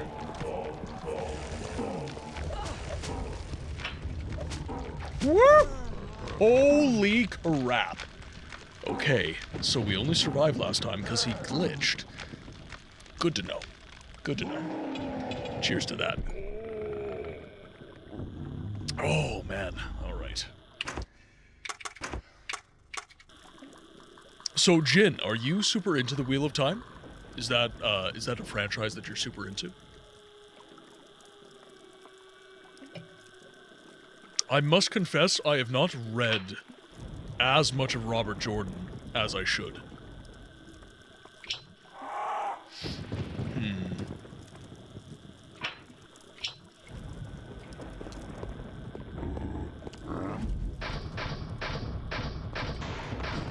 Come to me! Ha-ha! Suck it! There we go. Good boy. Oh shit, mistakes have been made! Mistakes have been made! Ah!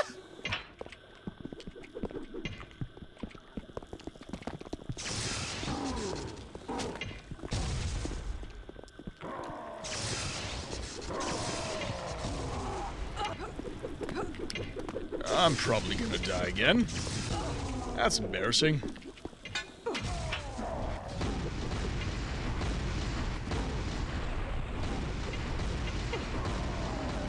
Oh, damn.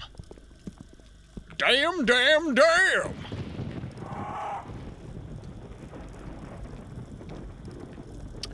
I have a massive love-hate with the Wheel of Time. I read all the books and loved many aspects of them, and they also pissed me off to no end. Why? I'm actually curious, why? I'm not a huge fan. I've read, like, a book. I've read enough to know that I enjoy it, but I've not read too many.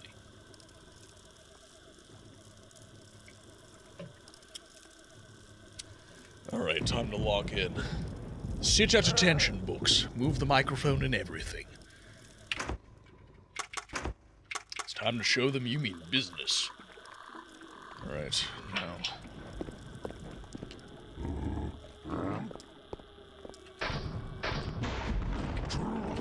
Whoa, hi. Whoa! I don't feel like enough of those went off.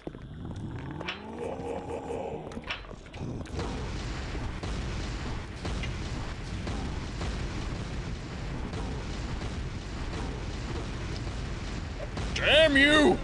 Shit. Oh, I did kill him that time, though. Took all of my fireballs. Robert Jordan's writing style gets very old very fast. He wastes so much time describing the same things over and over, whilst inching the plot forward at a snail's pace. Yeah. You know, I think that is, I call Robert Jordan the son of Tolkien. You know, like, his ilk is one of the first generations that were inspired by Tolkien's work very, very heavily. So, I always kind of... I see where his writing style comes from, because Tolkien can also be very long-winded in certain situations. However, to your point, Tolkien always got on with it, so to speak. Tolkien would always spend a lot of time describing things in scintillating detail, but it always moved the universe forward. It always moved the needle. A late night book stream. Well, you've got me for a little bit longer. We're almost at the 4-hour mark.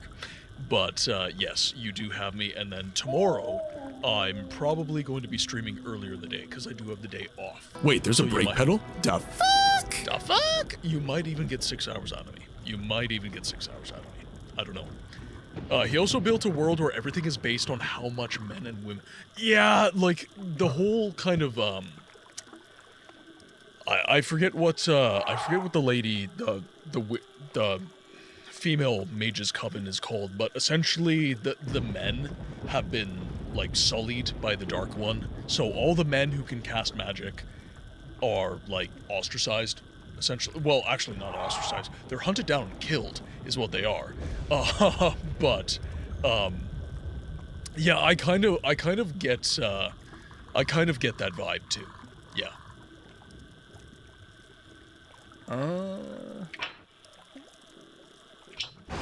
Okay, what is my move here?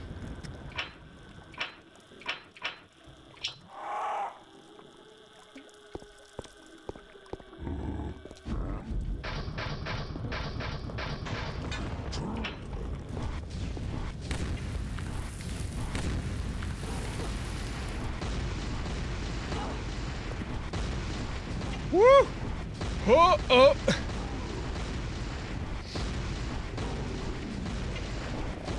Oh, the jukes! Oh, the jukes! He did it!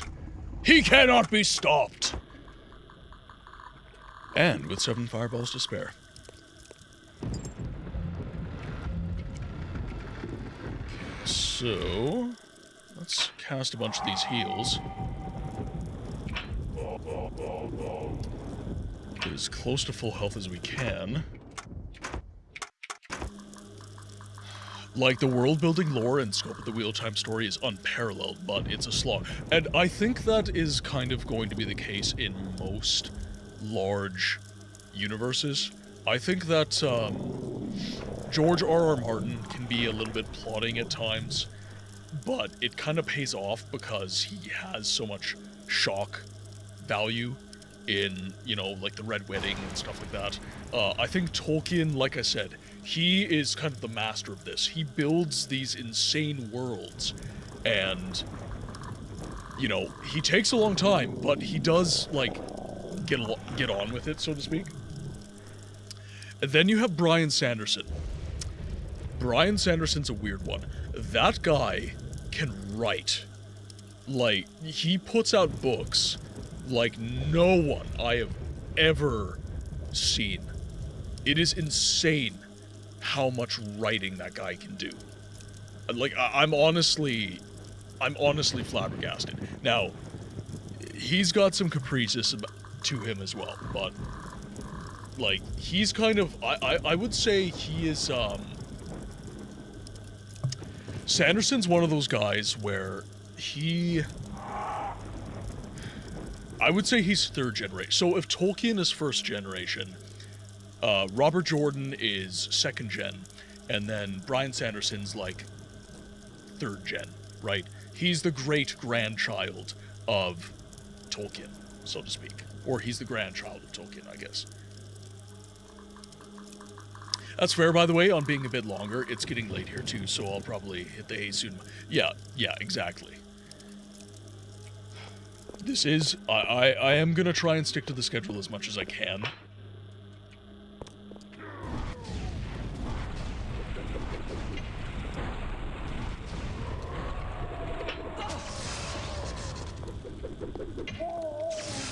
Take the hit. Yeah, baby. One more. Yeah. That is what the doctor ordered. Alright, let's save the game. Please, God, actually be saving. I don't want to go through this again.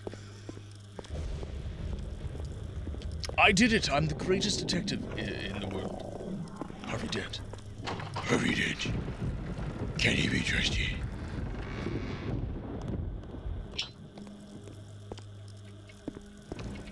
I don't know where the drugs are, I swear. Swear to me! Yeah, baby. Tremor that earth. Ooh, it's a bouncy castle.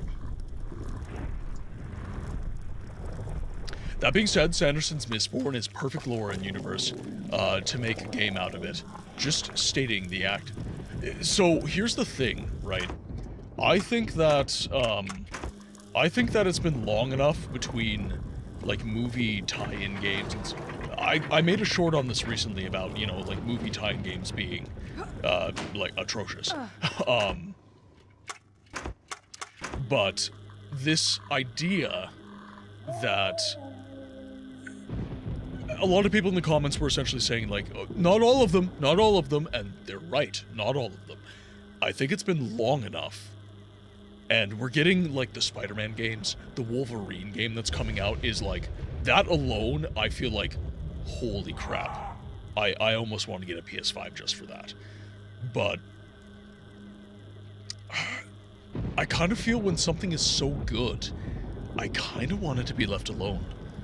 Like, if the Mistborn series is that good, would a game ruin it? Like, would expanding upon that kind of lore and universe change things for the worse? Do you guys get what I'm trying to say here? Like, it's just worrying. Please die. And dead. Yes.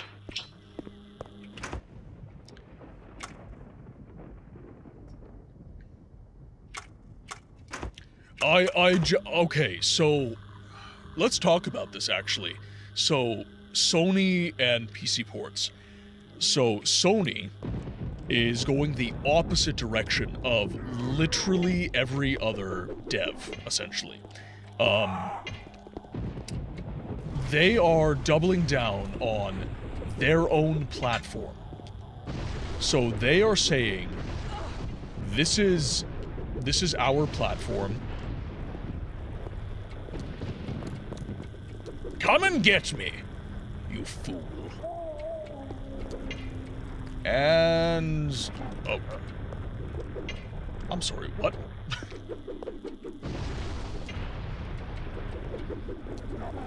How did you not die, dude? There we go. Now he's dead. Sony is also, they're kind of going the Nintendo direction, which, I mean... it is what it is. They are doubling down on, this is our platform, these are our games, this is our IP. We are going to make sure that you buy a PlayStation in order to play this. Period. End of story. Now, this is the opposite direction of what a Microsoft has done, which is to say, well, we're just going to open up the market to everything. So all of the money on the table, that is all money we want. Which, I mean, both options are fair enough, right? It's the argument of niches versus captured markets. And Or sorry, no, I misspoke there. It's the argument of captured markets versus open markets, essentially. Where, like, everything is on one platform, it's laissez-faire, everything is developed for everything. And then you've got the Sony side, which is, this is our captured market. If you want to play Marvel IP, you're going to be playing on PlayStation. Or the Marvel IP they own, anyways. I think that... I think that we're going to start seeing this more and more, especially now that Valve has decided to throw their hat in the ring with the GameCube. I think that Valve's console is really going to change the game for Microsoft in a bad way. I think that it's going to essentially make the new Xbox platform pretty much irrelevant. People are still going to buy it. People are still going to buy the GameCube. It's really going to be a question of price between the two. So if the GameCube is cheaper, people will buy that. If the Xbox is cheaper, people will buy that. And whatever's on sale at the time. And then Sony and Nintendo, that's just, it's going to be what it is.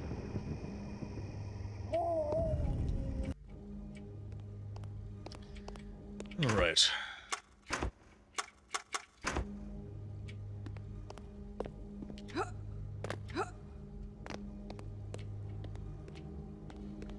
I think we can head this way. I think this is the way to head. Come on. Nope. Nope. Nope. Damn it. Excuse me. Hello? I need the Wi-Fi. Oh, you need the Wi-Fi code. Just have an iPad right in front of me. This is why I want to move it over here. I just need a sticker upstairs. No, wait. Could just ask for a picture. You're busy.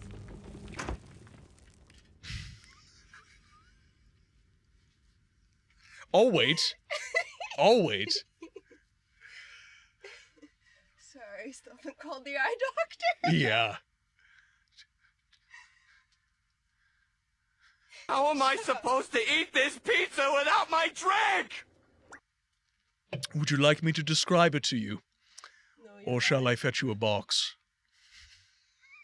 I would take the Release all of those sounds that are trapped in your mind.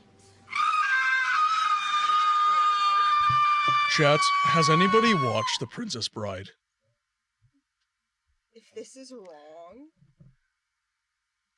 No, of course it's not wrong. Me typing it. Oh.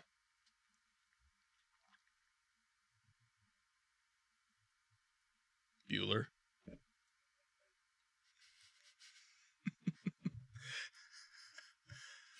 Okay, so I want you guys to remember the scene with the priest.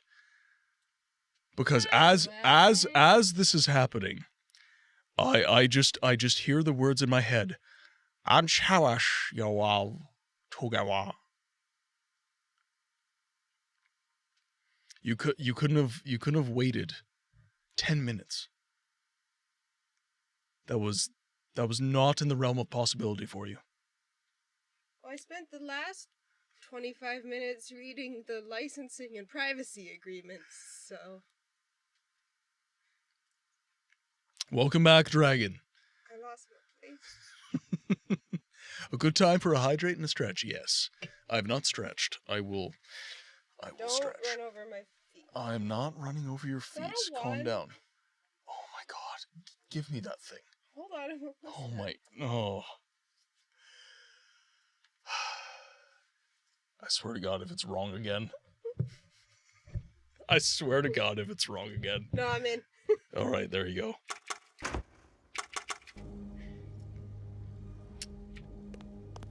Okay, so we are through. I seem to have gotten back at a very silly time. Yes.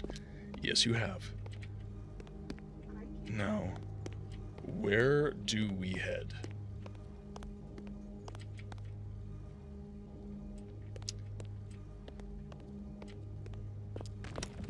Okay, so this is the way to go.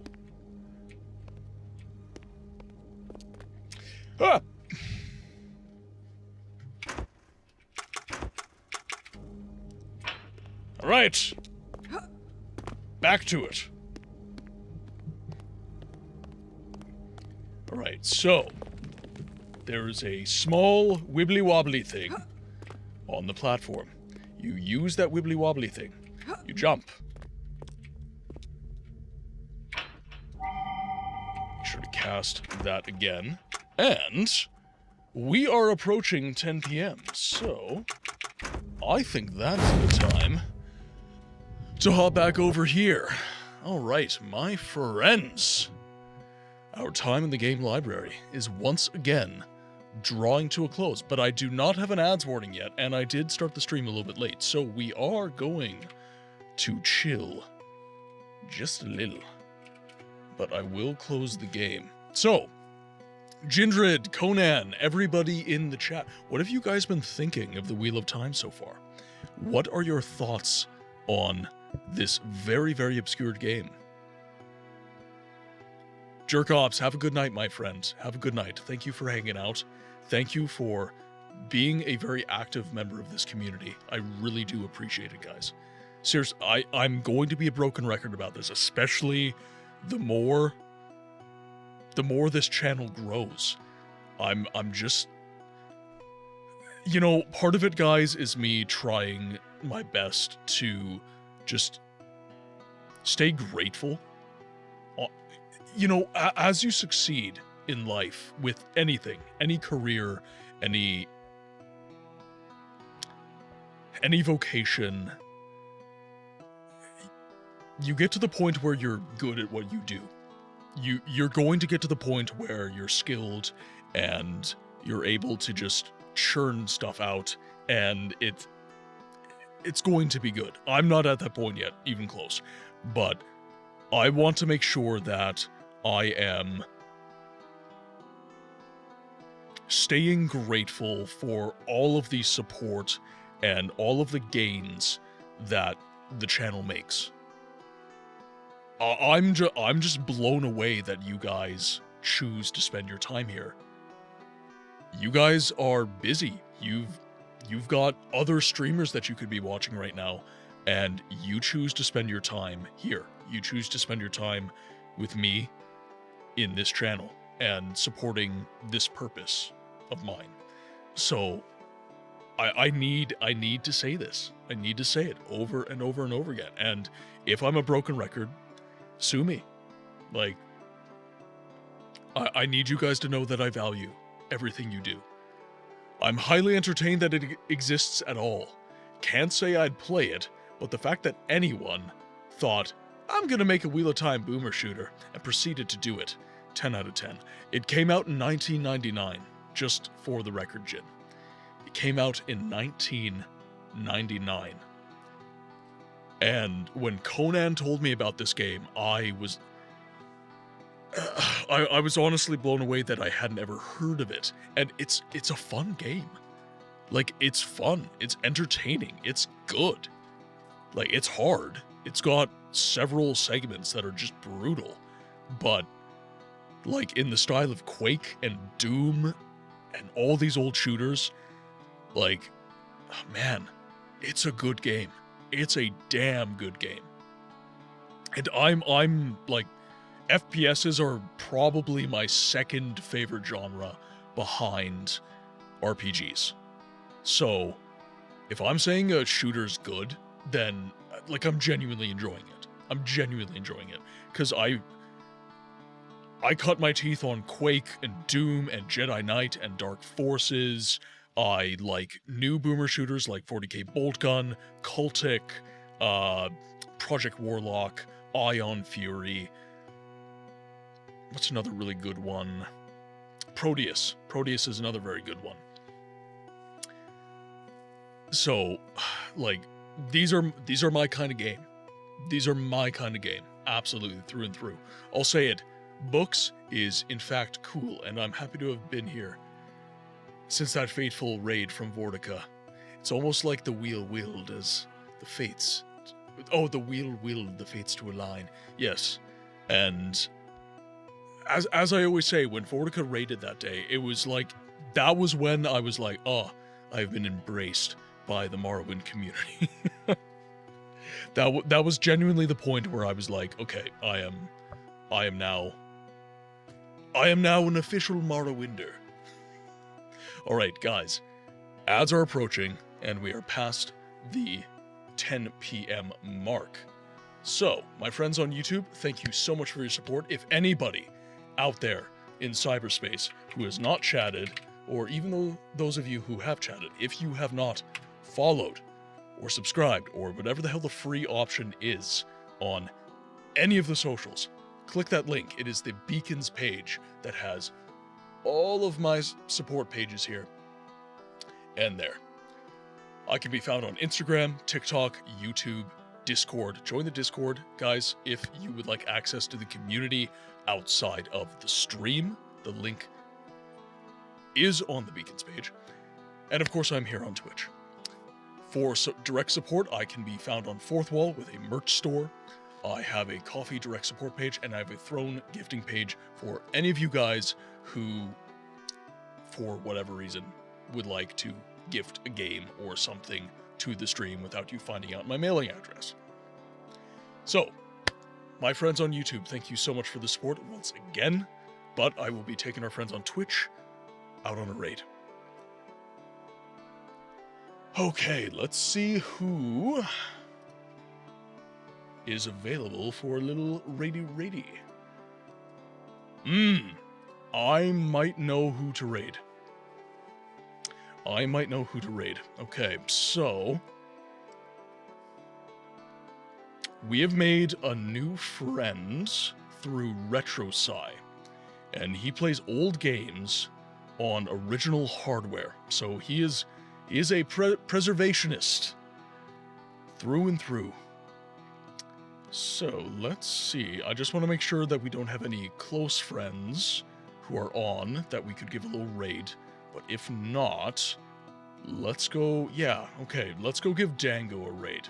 Okay, so Dango Rangus. He is playing The Fifth Element on the PS1 right now. Another very obscure game. So, my friends, the raid has begun. First message is for those of you who have subscribed and have access to all of our lovely emotes. The second message is for those of you who have followed and don't have access to all the community emotes. My friends, it has been the pleasure of a lifetime getting to stream to you all again this evening. I will be back again tomorrow. Time TBD. But we will be back, and we will be playing more of The Witcher, the Enhanced Edition. But until then, I ask that you be well, and I will see you on the next one. Still a lot for it, but it's not worth like over $200 CIB, and I got a perfect one. We don't get enough DS guesses. I bet it's one of those games. Ooh, purple's onto a new thought. I wonder how many games were rented, because I remember when the DS came out, they had them there right away. But I don't remember how long they carried them on for, because I don't know how long I went to Blockbuster for. Because when I was making money, I didn't want to rent games. I wanted to buy them. I was a purchaser.